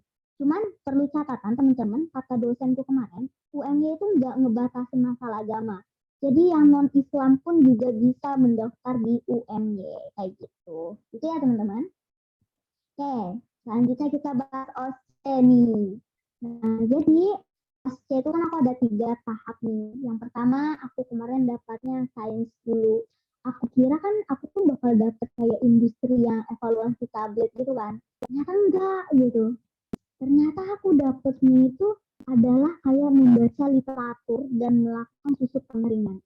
Jadi di atas meja aku itu sudah ada dari instruksi, lembar soal, dan lembar jawaban. Jadi disediakan juga literatur kemarin, aku itu jurnal sama farmakope. Propertinya juga ada tuh dari timbangan, mortis temper, jam minyak oven itu juga ada. Aku bingung kan, ini ngapain gitu. Terus aku baca lah kan instruksinya. Jadi di situ literaturnya tentang metronidazole di farmakope sama jurnal. Dan perintahnya adalah mengisi tabel di lembar soal tentang ketentuan-ketentuan saat melakukan uji susut pengeringan metronidazole. Dari suhunya berapa, tekanannya berapa, ketentuan penerimaannya berapa, dan lain-lain. Jadi kalian disuruh nyari, kalian tuh diuji cara kalian membuka literatur. Nah, kayak gitu. Setelah kalian selesai mengisi tabel, kalian diminta untuk melakukan, memperagakan dari uji susut pengeringan tersebut. Jadi, kemarin kalian harus cepet tuh nyarinya. Selain nyari yang isi tabel, kalian harus nyari langkah-langkahnya. Oh, pertama langkahnya adalah ambil 2 gram metro gitu. 2 gram kan tuh, 1 sampai 2 gram. Sedangkan sediaan yang diminta 500. Berarti berapa tablet nih yang diambil? Itu ditanya. Kalian tadi ngambil berapa tablet? Itu ditanya berarti kalian benar atau enggak sesuai perintah kayak gitu. Terus nanti aku kemudian aku gerus, kemudian aku timbang, kemudian yang wadah kacanya itu dikeringin dulu di oven, terus aku masukin, terus di oven, terus ditimbang lagi kayak gitu-gitu. Pokoknya harus sesuai alur. Nanti dalam waktu 10 menit kalian harus gercep. Nah, jadi dari yang fase ini aku belajar kalian betapa pentingnya kita itu familiar sama farmakope. Kalian udah 4 tahun nih di farmasi, sering nggak buka farmakope? Tahu nggak caranya mencari uji susut pengeringan metronidazole gitu? Kayak gimana? Itu kalian harus terbiasa ya, kayak gitu. Terus baca cepet, teliti, kayak gitu juga. Jadi harus scamming gitu kan, teknik scamming, kalian baca tapi sambil nyari gitu dan teliti kayak gitu. Itu yang sains. Terus yang di bagian manajemen aku dapat 2. Jadi yang pertama kita disuruh bikin SP tuh. Di atas meja udah banyak kertas-kertas surat pesanan setiap golongan. Narkotik, psikotropik, OOT, prekursor, reguler. Udah. Nanti udah ada disediakan juga cap apotik kan, udah lengkap pokoknya. Nanti kalian ada tuh lembar instruksinya, list obat-obatnya yang akan dipesan itu apa aja. Terus kalian disuruh tuh bikin SP, berarti kan memasukkan tuh dari nama PBS tujuan kita, kemudian obatnya itu apa, jumlahnya berapa, terus tanda tangan, cap apotik. Di sini challenge-nya adalah gimana kita tadi menggolongkan obat-obat yang kabel-kabel itu, yang campuran itu tadi. Mana yang masuk OOT, mana yang masuk prekursor, mana yang masuk narkotik dan psikotropik, kayak gitu. Dan kalian harus tahu berapa rangkap tiap SP itu. Kalau narkotik, psikotropik berapa rangkapnya. Kalau OOT prekursor berapa rangkapnya. Yang reguler berapa, itu kalian harus tahu. Karena itu nanti ditulisin. Nah, jadi kemarin tuh ada yang kayak gini loh, mereka tuh salah. Mereka nggak tahu kalau rangkap itu cuma ditulisin. Dia malah nulis, misalnya kan reguler 2 rangkap, dia nulis SP-nya tuh 2 kali kayak gitu. Belum lagi yang OOT, belum lagi yang lain. Jadi kayak makan waktu banget, itu nggak sempet selesai. Nah, itu jadi salah kayak gitu. Terus ketika sudah selesai aku membuat SP, aku disuruh melakukan penerimaan barang. Jadi sudah ada tuh kotak-kotak obat kan ceritanya daminya. Kemudian ada surat pesanan dan ada juga form lembar jawaban kita. Di situ kita membandingkan antara yang kita pesan dengan yang ada barang fisiknya, mulai dari nama obatnya, zat aktifnya, kemudian juga kondisinya, kemudian nomor batch, nomor ED dan lain-lain. Nah, baru nanti ada keputusan akhir kalian itu menerima obatnya atau ditolak. Dan kemarin tuh di antara 3 obat, aku tuh ada yang aku tolak 1 karena nomor batch-nya itu beda kayak gitu. Nah, jadi kalian harus teliti kayak gitu. Itu penerimaan. Cuman kalian bisa juga nih belajar tentang manajemen itu adalah tentang cara pembuatan faktur. Faktur itu adalah gimana kita ngitung diskon, kemudian kita ngitung PPN, kemudian juga kita lihat stoknya, misalnya stok yang diminta sama yang tersedia di PBS itu ada nggak stoknya ataukah kosong kayak gitu. Kalau misalnya kosong kita bikin surat penolakan kayak gitu. Jadi ya basic-basic itu yang diuji kan kayak gitu. Terus berita pemusnahan, gimana caranya mengisi berita pemusnahan, kalian juga belajar. Itu ada ya, form berita pemusnahan itu ada di PMK Apotik, kalian coba cari. Oke, itu yang manajemen. Kita selanjutnya bahas yang klinis. Oke, jadi di klinis kemarin aku dapetnya itu adalah dispensing resep. Jadi udah ada di lembar instruksi aku itu adalah resep. Kemudian ada instruksinya. Ini resepnya adalah paracetamol 250 mg, diazepam 1 mg. Discevak lega artis kapsul datalis dosis nomor 5, signa tergedie 1. Nah, jadi yang tersedia itu PCT-nya dengan 500 mg dan diazepamnya 2 mg. Instruksinya hitung jumlah pengambilan tiap obat. Itu kita hitung, dijawab tuh di lembar soal. Setelah dapat kita berapa jumlahnya, barulah kita racik dan buat etiket sesuai resep di atas. Nah, kemarin di sini banyak yang miss, nggak teliti. Padahal kan itu udah jelas ya, di resep itu dimintanya kapsul. Tapi teman-temanku ada yang membuatnya tuh puyer gitu. Karena dia udah nggak fokus, udah gugup kayak gitu.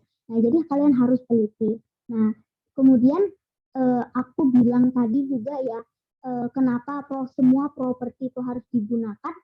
Karena misal gini, ada di meja itu ada lap, ada pinset, ada kapas alkohol, itu kalian harus gunakan semuanya. Jadi usahakan kalian itu meracik itu dengan bersih, dengan rapi, kayak gitu, dengan higienis seperti itu. Jadi misal kalau ada lap, berarti mortirnya dia taruh di atas lap. Kemudian sebelum digunakan, kita bersihkan dulu dengan alkohol, dengan kasa. Setelah kering, baru kita masukin obatnya, baru kita gerus. Kemudian baru kita pindah ke perkamen, baru kita memilih cangkang kapsul mana nih, ada beberapa jenis ukuran, kita harus pintar milih gitu. Kemudian setelah itu kita ngapsul, dibersihin lagi tuh kapsul cangkangnya, baru dimasukin klip, baru di etiket gitu. Terus ngambil obat jangan pakai tangan, walaupun kita pakai handscoon ya, tapi ada pinset, berarti pakai pinset ngambilnya. Pokoknya usahakan sebersih dan serapi mungkin. Meja kalian itu misalnya udah selesai nih, udah etiket, dilap mejanya, dibuang sampah-sampahnya, itu jadi nilai plus karena dikasih tahu tuh kemarin. Nah, coba dong teman-teman, ada yang bisa bantu hitung nggak nih untuk paracetamol ini kira-kira perlu diambil berapa jumlah tabletnya dan diazepamnya juga? Ada yang bisa? Gampang banget nih. Di paracetamol 250 mg dikali 5, berarti 1250. Terus sediaannya 500, berarti yang diambil 2 tablet setengah, gitu ya. Oke, nanti misalnya kalian ngambil separohnya gitu, kalian tinggal gunting aja. Nah, terus kalau diazepam 1 mg dikali 5 mg, dibagi sediaan yang ada 2 mg, berarti yang diambil 2,5 juga, kayak gitu. Baru tuh kalian terus, kayak gitu ya. Nah, untuk referensi lain, pelajari juga tadi ya tentang KIE obat-obat khusus, gimana cara pakai insulin. Itu nanti biasanya ada dummy tuh boneka insulin. boneka khusus yang daerah-daerah insulin tuh boleh disuntikkan di mana aja. Kemudian cara ganti jarum, kemudian cara misalnya ketentuan-ketentuannya pakai insulin kan harus pindah-pindah kayak gitu. Kalian harus tahu kayak gitu. Terus inhaler, gimana cara pakai inhaler tuh banyak ya teman-teman tutorialnya. Kalian bisa searching-searching aja. Terus kalian belajar tadi perhitungan pengenceran. Selain perhitungan, kalian juga belajar cara mengencerkan.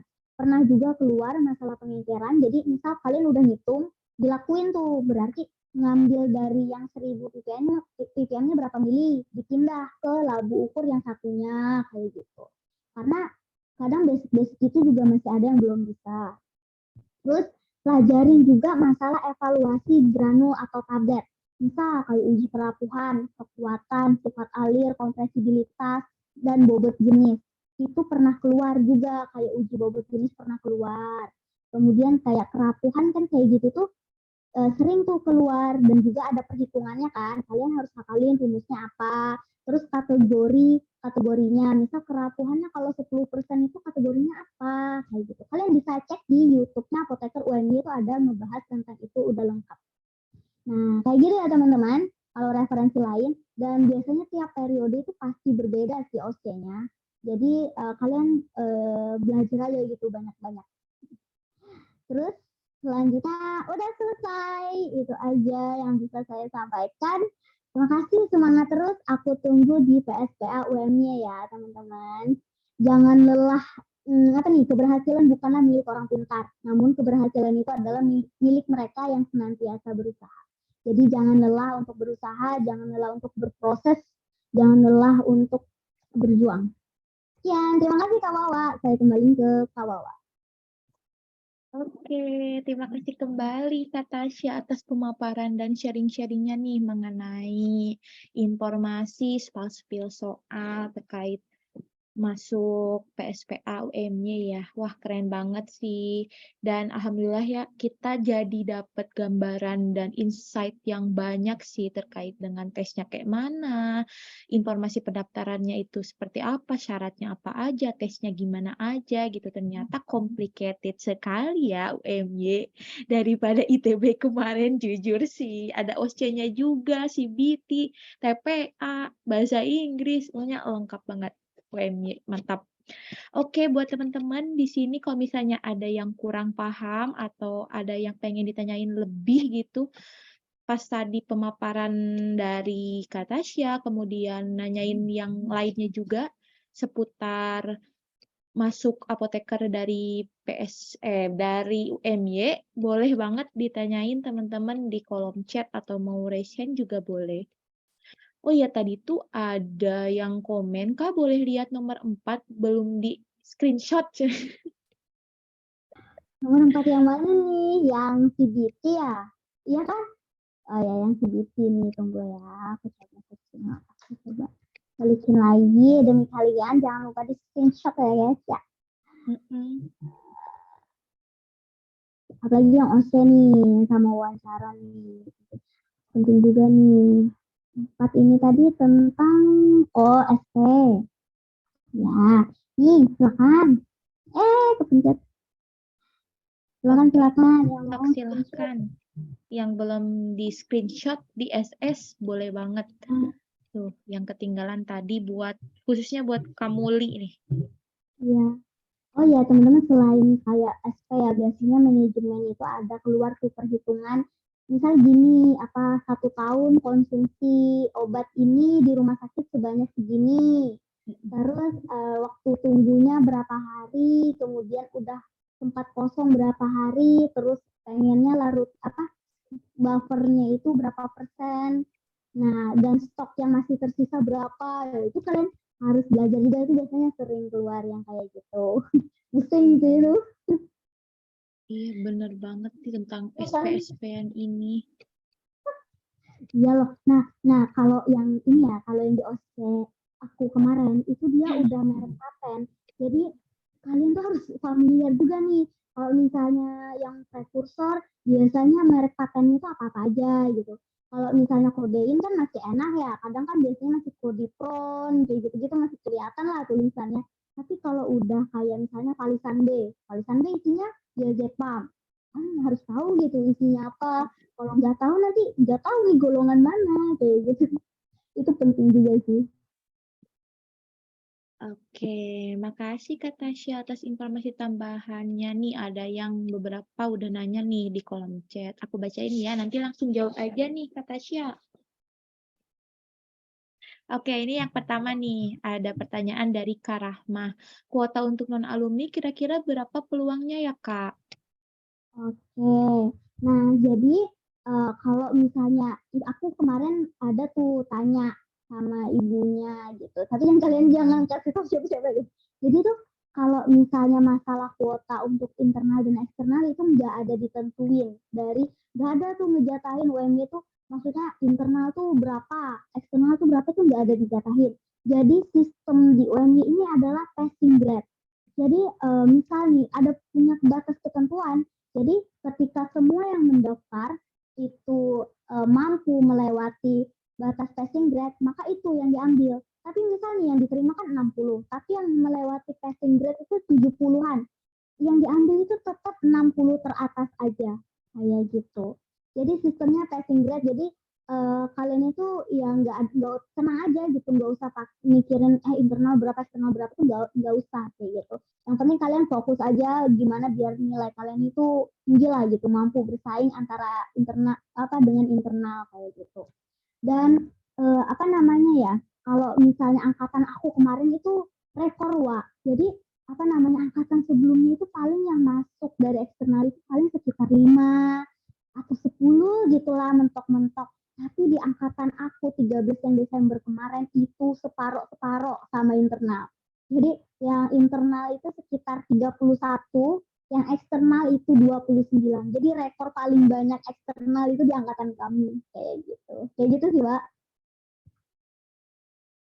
Oke tuh teman-teman, mudah-mudahan ya untuk angkatan sekarang tuh lebih banyak lagi untuk kuota eksternal ya.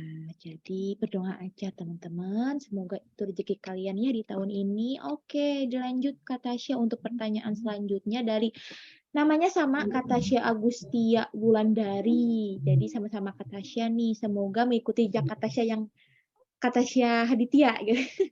Oke, Iya. Kak, kalau ijazah diganti SKL dan hasil TOEFL dari kampus sebelumnya bisa nggak?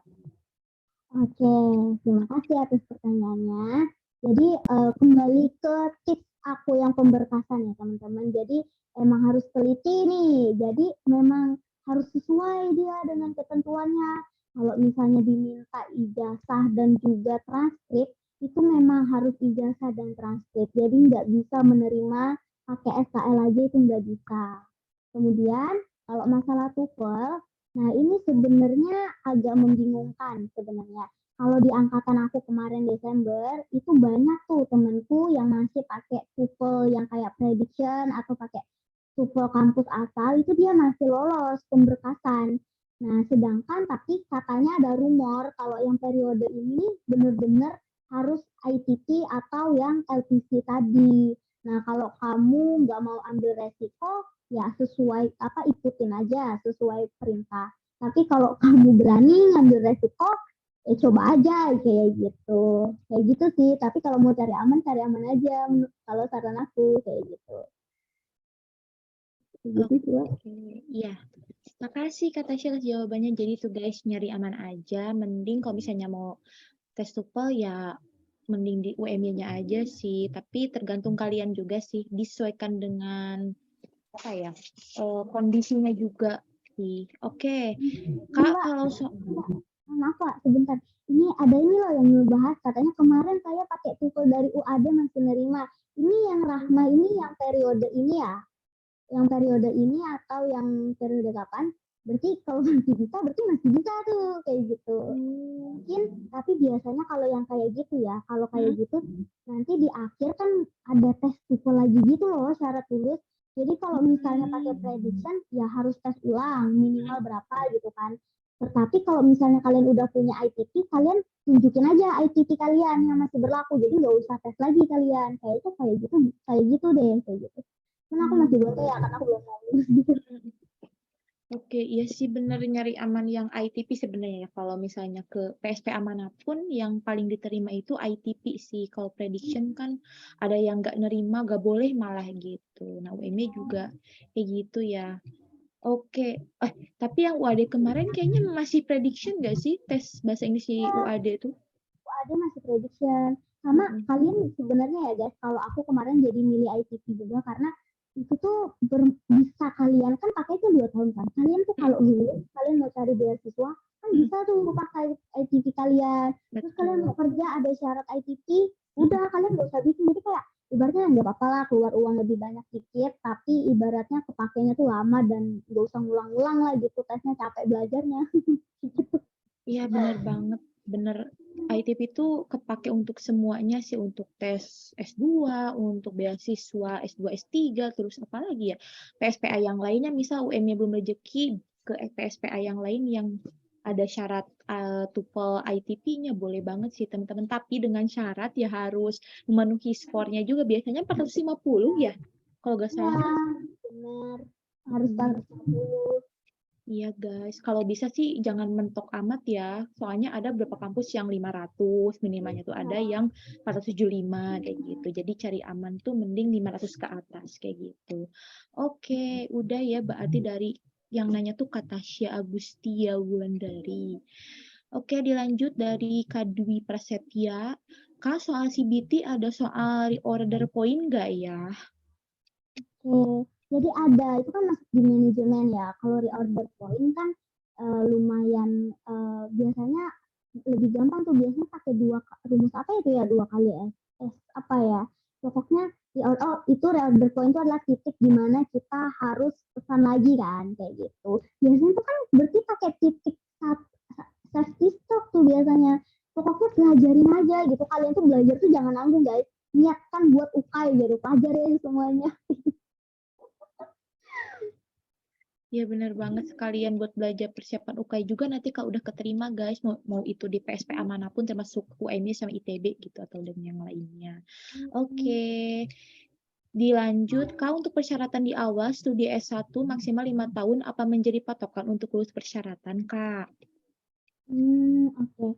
Nah, kalau itu aku nggak berani jawab ya. Maksudnya tuh kayak gini. Berarti kan aku bukan dari yang dosen atau apa. Aku nggak tahu itu hal tersebut sangat mempengaruhi pertimbangan mereka atau enggak kayak gitu. Karena belum pernah juga sih nemuin kasus teman-teman aku itu yang lulusnya lebih dari 5 tahun terus dicoba daftar tuh belum ada kebetulan kayak gitu. Sama dengan halnya yang syarat lulus 2 tahun terakhir. Ada tuh kakak tingkat aku, dia udah lulusnya tuh 2 tahun agak lebih dikit. Terus pengen daftar UMY, tapi ternyata nggak bisa. Dan dia nggak mau ngambil resiko sih, jadi dia nggak daftar. Kayak gitu. Ya guys, jadi ya jangan ambil resiko aja deh pokoknya. Oke, dilanjut. Bentar. Oh, yang tadi yang Kak Rahma tuh kemarin saya pakai TOEFL dari UAD masih dari Maka, bukan saya dari non alumni. Oke. Untuk yang eksternal ada minimal IPK dan akred kampus waktu S1-nya gak, Kak? Ini dari Kak Ulfa nih. Oke, sesuai dengan yang aku omongin tadi di presentasi di persyaratan, jadi ada ya teman-teman. Jadi kalau minimal IPK itu minimal 3,00. Cuman kalau akreditasi kampus itu nggak ada kok, nggak ada syaratnya minimal C, minimal B, minimal A, itu nggak ada. Jadi selama kampus kalian terakreditasi dengan BAN PT atau ELAM PTKes itu bisa mendaftar. Banyak kok teman-teman aku dari kampus yang akreditasinya C gitu apa terima kayak gitu, asal lolos aja semua tahapnya. Oke, jadi asal terakreditasi BAN LAM PTKes ya kalau nggak salah. Ya, benar. Oke, tadi mana lagi ya? Oh iya, ini dari Katasya lagi, Katasya Agustia Wulandari lagi. Ijazah belum keluar, Kak. Yudisium sama wisuda aja masih nungguin. Oke, semangat. Fun fact banget nih, jadi aku tuh ngerasain kok kayak kamu gitu, kampus aku tuh bisa terbilang sangat lambat ya wisudanya tuh. Aku wisuda itu 17 Desember guys, dan cuma 1 kali dalam 1 tahun wisudanya. Jadi aku tuh sangat mikir gitu, gimana ini mau daftar apoteker sedangkan ijazah belum keluar, sedangkan rata-rata minta ijazah dan pada tutupnya tuh cepet-cepet gitu. Jadi kayak gimana gitu kan. Nah, jadi aku itu kemarin ijazah itu baru aku ambil, Wak. Itu adalah pagi hari saat sebelum aku berangkat. Jadi aku berangkat itu sore, pagi aku ngambil ijazah. Tapi kebetulan untuk scan-nya sih udah dikasih duluan ya. Cuman yang ijazah fisiknya itu aku baru dikasih pas aku mau berangkat ke Jogja gitu. Beneran nekat banget. Mantap sih perjuangannya ya, tapi alhamdulillah menghasilkan ini ya, one shoot PSPA UMY. Tapi tuh berarti kata Tasya tuh emang kampusnya telat banget ya. Kemarin juga yang Kak Widya yang dari Uniga kan, dia S1-nya tuh emang sama, Desember juga lagi ijazahnya keluar gitu, baru wisuda. Jadi ya rada ketar-ketir gitu ya. Ini gimana syaratnya harus ada ijazah asli gitu. Tapi semoga teman-teman di sini bisa apa ya lancar gitu, gak ada kendala terkait ijazah ya nanti. Semoga aja gercep gitu kampusnya. Oke, ada lagi yang nanya nih, Kak Tasya. Bentar. Dari Kasyifana Harahap. Kak izin tanya untuk tes tryout masuk APT tuh biasanya pakai platform apa ya? Kalau aku awalnya itu aku mencoba mencari gratisan saja ya guys, karena minim budget gitu. Jadi aku tuh ikut ini loh guys, aku tuh follow akun-akun UKAI gitu kan, semuanya tuh aku follow gitu.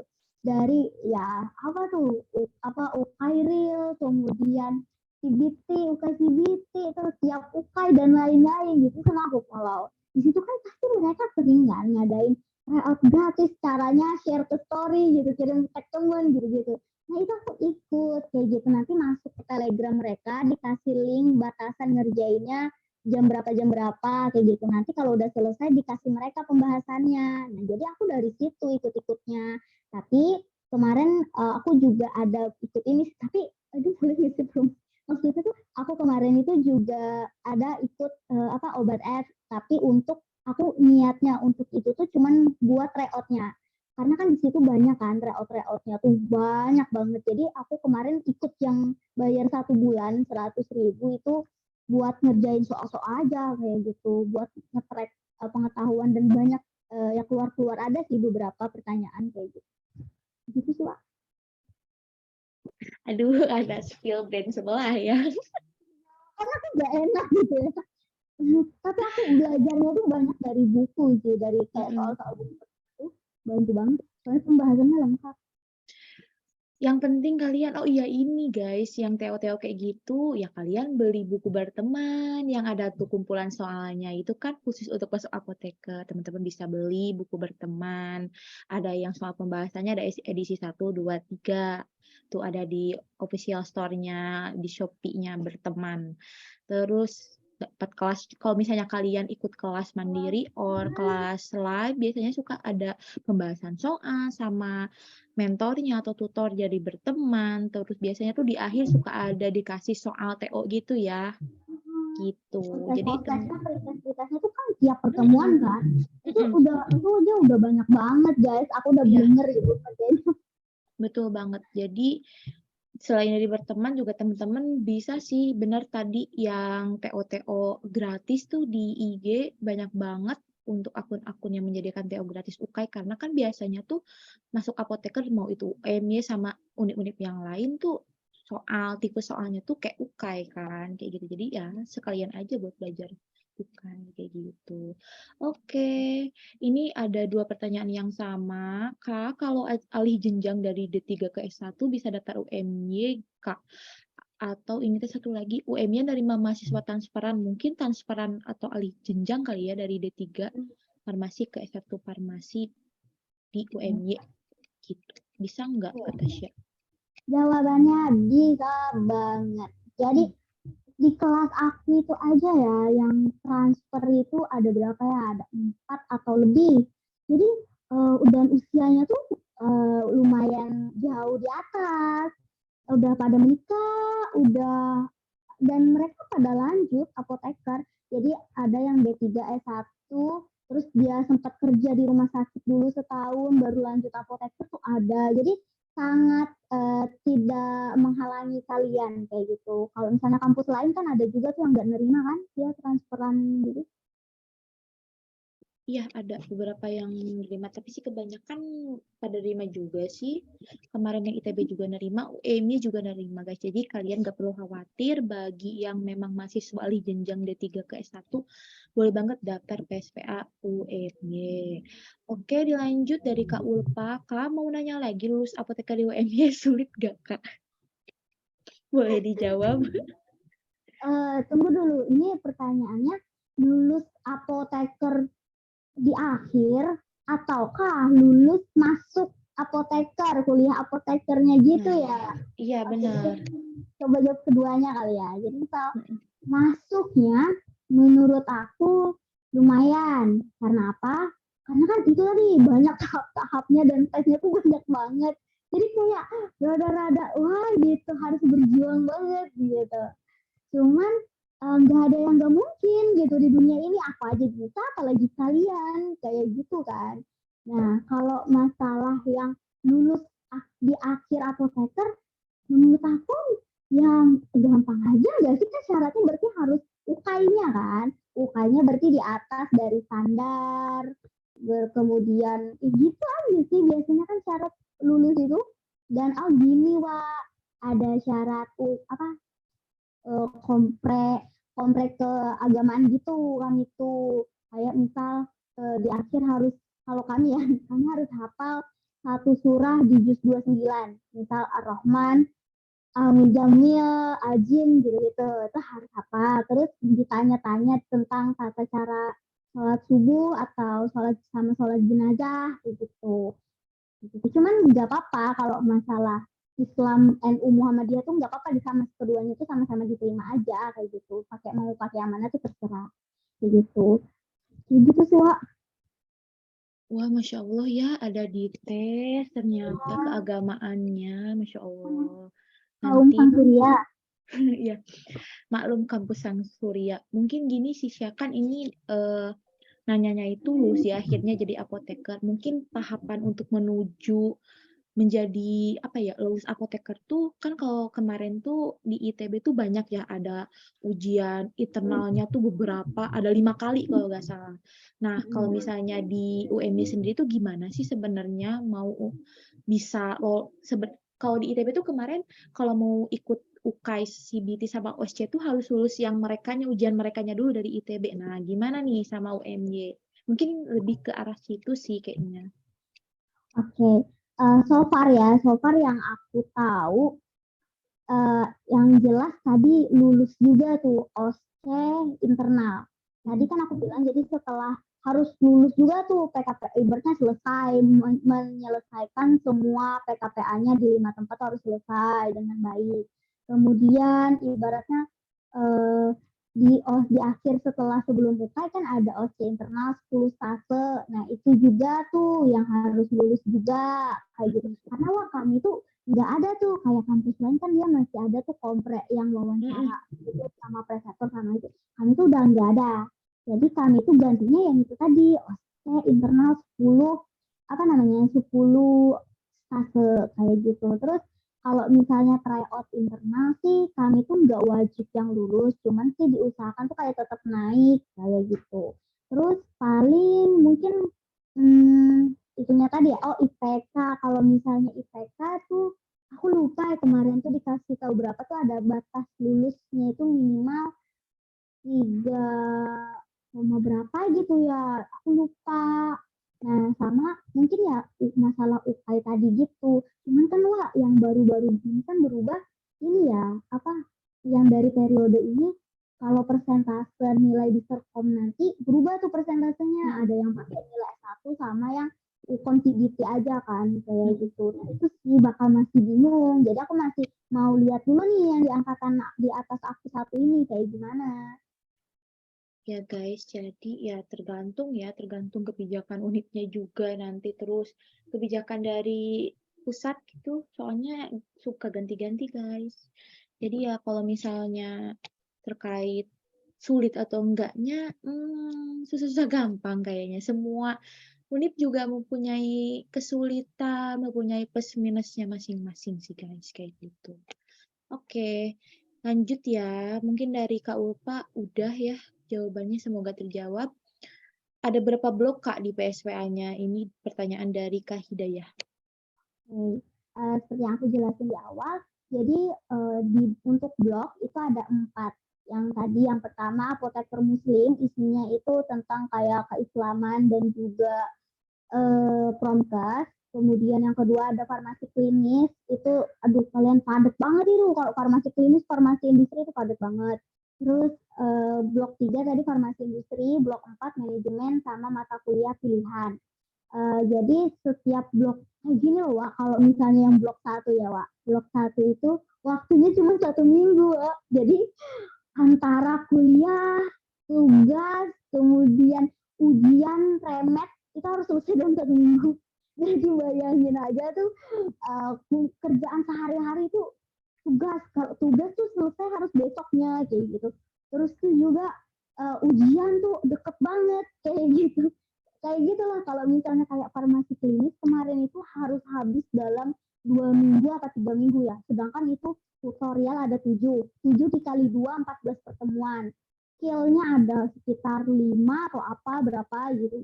Terus belum lagi pertemuan tatap muka, belum lagi tugas. Jadi aduh kayak dari 24 jam itu kan nggak cukup gitu loh. Stres banget pokoknya pas zaman blog tuh gitu. Oke, wah mantap sih. Emang ya kalau blog tuh sistem blog tuh emang rada musingin kayak gitu. Tiap hari tutorial dong Kak. Iya, aku ada pernah bikin ini kan, Wak, apa TikTok kayak day in my life gitu. Terus apa namanya? Kalian lihat aja di situ guys. Jadi pagi teori, habis itu tutorial, istirahat, teori lagi, tutorial lagi. Jadi dari jam 7:30 pagi sampai jam 4 atau 5 sore di kampus. Lanjut lagi pulangnya itu nyatet lagi buat LO besok, buat tutorial besok. Pusing banget. Iya, Gitu lah. mantap. Pokoknya yang sistem blog mah bagaikan kerja Rodi lah ya, mantap lah. Oke, buat teman-teman ada Ini yang ada mau yang nge-chat aku, Wak, secara direct itu. Namanya tadi boleh. Desi. Jadi Desi ini nanya, Kak mau tanya kalau ditanya alasan kenapa masuk UNY, padahal dari kampus yang ada PSPA dan akreditasinya unggul, jawabnya gimana ya, Kak?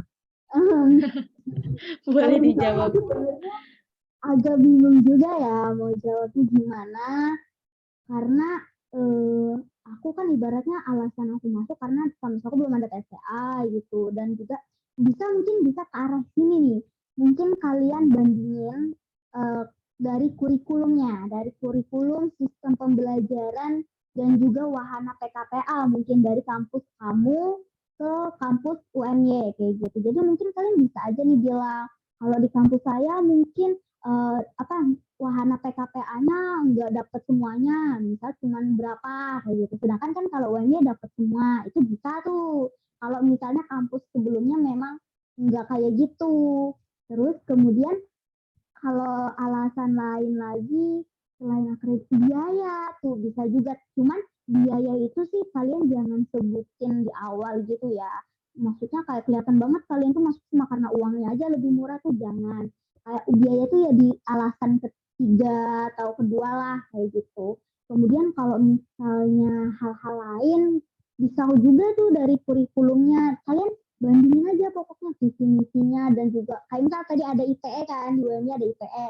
Kalian sebutin nih kalau kampus aku belum nggak ada IPE, Bu gitu. Saya pengen buat belajar IPE kayak gitu.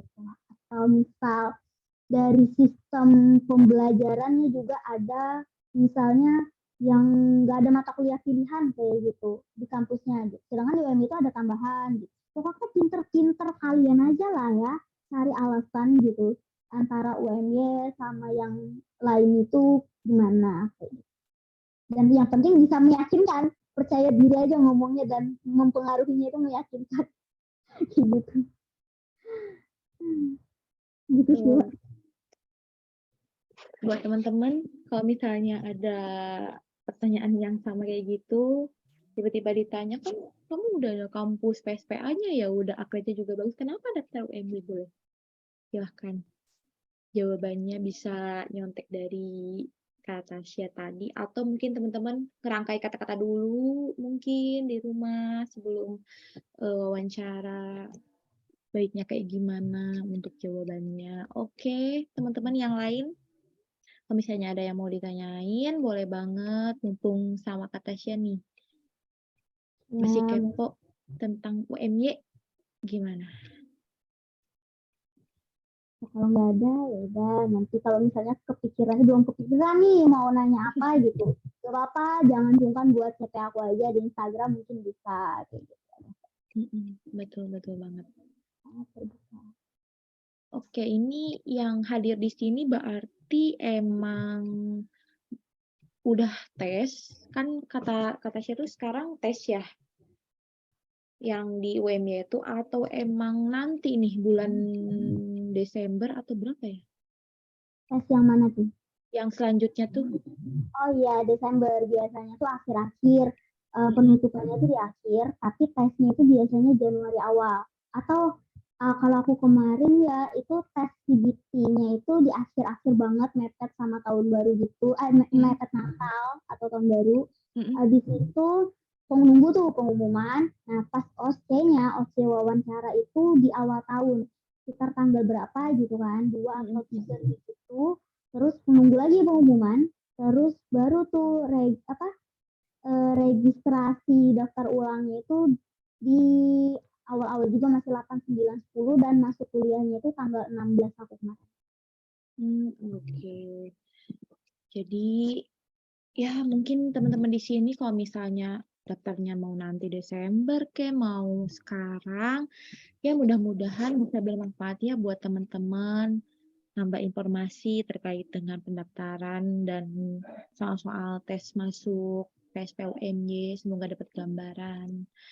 Oke, ini bentar lagi jam 9, keburu malam juga, takut teman-teman yang besok ada kesibukan karena sekarang mah bukan malam minggu ya, malam Rabu. Takutnya juga kata Tasya besok kan mau PKPA di rumah sakit, takut kesiangan, sekarang harus istirahat atau mau garap laporan. Garap ini ya, garap Resus ya, soalnya kan lagi dapet Resus tuh dirawat inap. Mantap, pokoknya mah. Semoga lancar buat Kak Tasya. Makasih ilmunya Kak Tasya, sama-sama teman-teman. Mungkin dicukupkan sekian ya teman-teman. Buat Kak Tasya, silahkan nih kalau misalnya mau closing statement, dipersilahkan. Oke. Terima kasih banyak buat teman-teman yang udah berhadir dan udah ngikutin dari awal sampai akhir, udah memerhatikan dan udah aktif bertanya, udah aktif juga menjawab dari soal-soal yang aku bikin. Sangat senang aku ya, terima kasih banyak. Terus aku ucapin juga terima kasih banyak ke Kak Wawa atas arahannya, ini sangat benar asik ya gitu ya malam ini. Dan tak lupa juga sangat yang utama, terima kasih banyak kepada kakak-kakak dari berteman. Semoga lain kali kita bisa sharing-sharing lagi nih, mungkin temanya apa kali yang lain lagi ya, kayak gitu. Semoga gitu. Dan teman-teman jangan lupa belajar terus, jangan lupa berusaha, jangan patah semangat, karena ibaratnya kan mimpi kita kan kayak gitu, ya nggak apa-apa, kejar aja kayak gitu, jangan pernah ada kata lelah, jangan pernah ada kata berhenti kayak gitu. Dan jangan lupa untuk kalau misalnya dia mau ditanyain nggak apa-apa, chat aja aku sangat terbuka kayak gitu. Jangan lupa teman-teman ikut berteman, soalnya aku dari TPA TUPEL ikut, kemudian kefarmasian ikut, wawancara ikut, kayaknya kalau ada bimbel UKAI aku bakal ikut deh ya di berteman ya kan. Ditunggu-tunggu banget ini. Ada bukan spesifik UKAI sih, ada yang kelas intensif itu ya gak sih Mimin berteman, yang bedah materi, bisa banget buat persiapan belajar UKAI juga di berteman. Ditunggu inovasi-inovasi dari berteman kayak gitu. Terutama offline nih, mantep banget kan kalau misalnya ngajarnya tuh offline gitu. Waduh. Terima kasih banyak. Oh iya, kelas eksklusif. Iya bener, kemarin udah buka. Mimin kapan lagi buka? Aku kayaknya mau daftar juga deh kelas eksklusif. Iya nih. buka cabang Jogja gitu Amin. kan Katasya. Aduh, apakah saya sanggup ya gitu. Amin, Amin, Mimin. amin, Siap. amin. Aku Terima mah kasih pasti. Mimi. Kalau Ditunggu misalnya aja. ditunggu inovasinya. Oke, mungkin terima kasih ya buat Oke, siap OTW dari Semarang ke Jogja, mantap. Oke, terima kasih ya buat Kak Tasya atas waktunya udah berkenan hadir, udah berkenan untuk sharing-sharing bersama kita semua di malam Rabu ini. Semoga bermanfaat ya untuk teman-teman semua, utamanya untuk para pejuang masuk apoteker UMY. Semoga bisa mengikuti jejak dari Kak Tasya, one shoot masuk apoteker UMY. Kalau misalnya belum rezeki, dicoba lagi mungkin di UMY lagi atau di kampus, pokoknya di tempat yang terbaik yang udah Tuhan kasih apa ya, udah Tuhan siapkan untuk teman-teman semua, udah Allah siapkan untuk teman-teman semua. Jadi tetap semangat, belajar terus, perbanyak lagi ilmunya untuk persiapan belajar masuk apoteker, dan jangan lupa daftar kelas mandiri berteman apoteker. Jangan lupa ya teman-teman untuk daftar kelas mandiri udah dibuka, pokoknya jangan sampai ketinggalan. Itu ada timeline spare waktunya juga ya teman-teman. Untuk kelas mandiri itu ada berteman apa ya, ada kelas kefarmasian sama TOEFL juga ya, TOEFL TPA gitu. Buat teman-teman yang emang tipikal belajarnya itu lebih senang buka video pembelajaran, boleh banget dikepoin ke Instagramnya berteman.apt ya, gitu. Ada tuh postingan terbarunya lagi buka kelas mandiri. Kalau kelas live tuh kemarin udah baru tutup tuh tanggal 12, kayaknya udah mulai kelas deh sekarang kayak gitu, untuk menemani persiapan masuk apoteker kalian untuk belajar ya, karena se-worth it itulah, udah aku ulang-ulang dari kemarin kayak gitu. Pokoknya daftar guys gitu. Oke, terima kasih Kak Tasya. Kalau misalnya Kak Tasya nanti, oh ya, buat teman-teman kalau misalnya sekarang belum ada yang kejawab atau pengen ada yang ditanyain lagi, boleh banget DM ke Instagramnya Kak Tasya @tasyaditya ya kalau nggak salah. Ya, benar.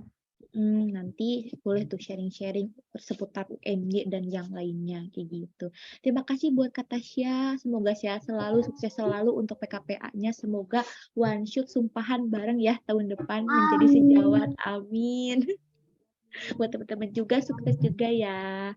Oke, aku tutup nih teman-teman. Mohon maaf bila ada kesalahan dari aku, khususnya dari Kak Tasya juga, karena kita juga di sini belajar ya, sama-sama belajar, sharing pengalaman dari MY gitu. Dan terima kasih buat Mimin berteman ya, selalu menjadi tempat atau wadah untuk kita semua dapat berjuang masuk apoteker di kampus impian. Semoga sukses selalu buat berteman apoteker, jangan berhenti untuk berinovasi ya, Mimin. Nanti aku sama Kak Tasya dan yang lainnya sangat menunggu kayak gitu. Harus ini Oke. gak cuma apa Pak? Berteman harus ngadain juga nih apa? Tryout kayak gitu, paket-paket tryout. Oh iya Gitu. bener tuh. Mimin ada tugas buat Mimin. Amin. Aku senantiasa menunggu. Atau nanti buka kelas khusus intensif UKSI boleh banget sih Mimin ya. Nanti kita daftar kayak gitu.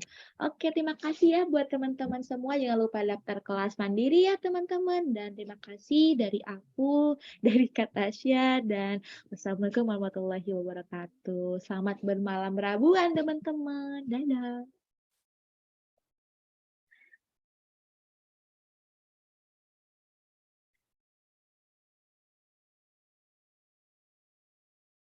Terima kasih buat teman-teman.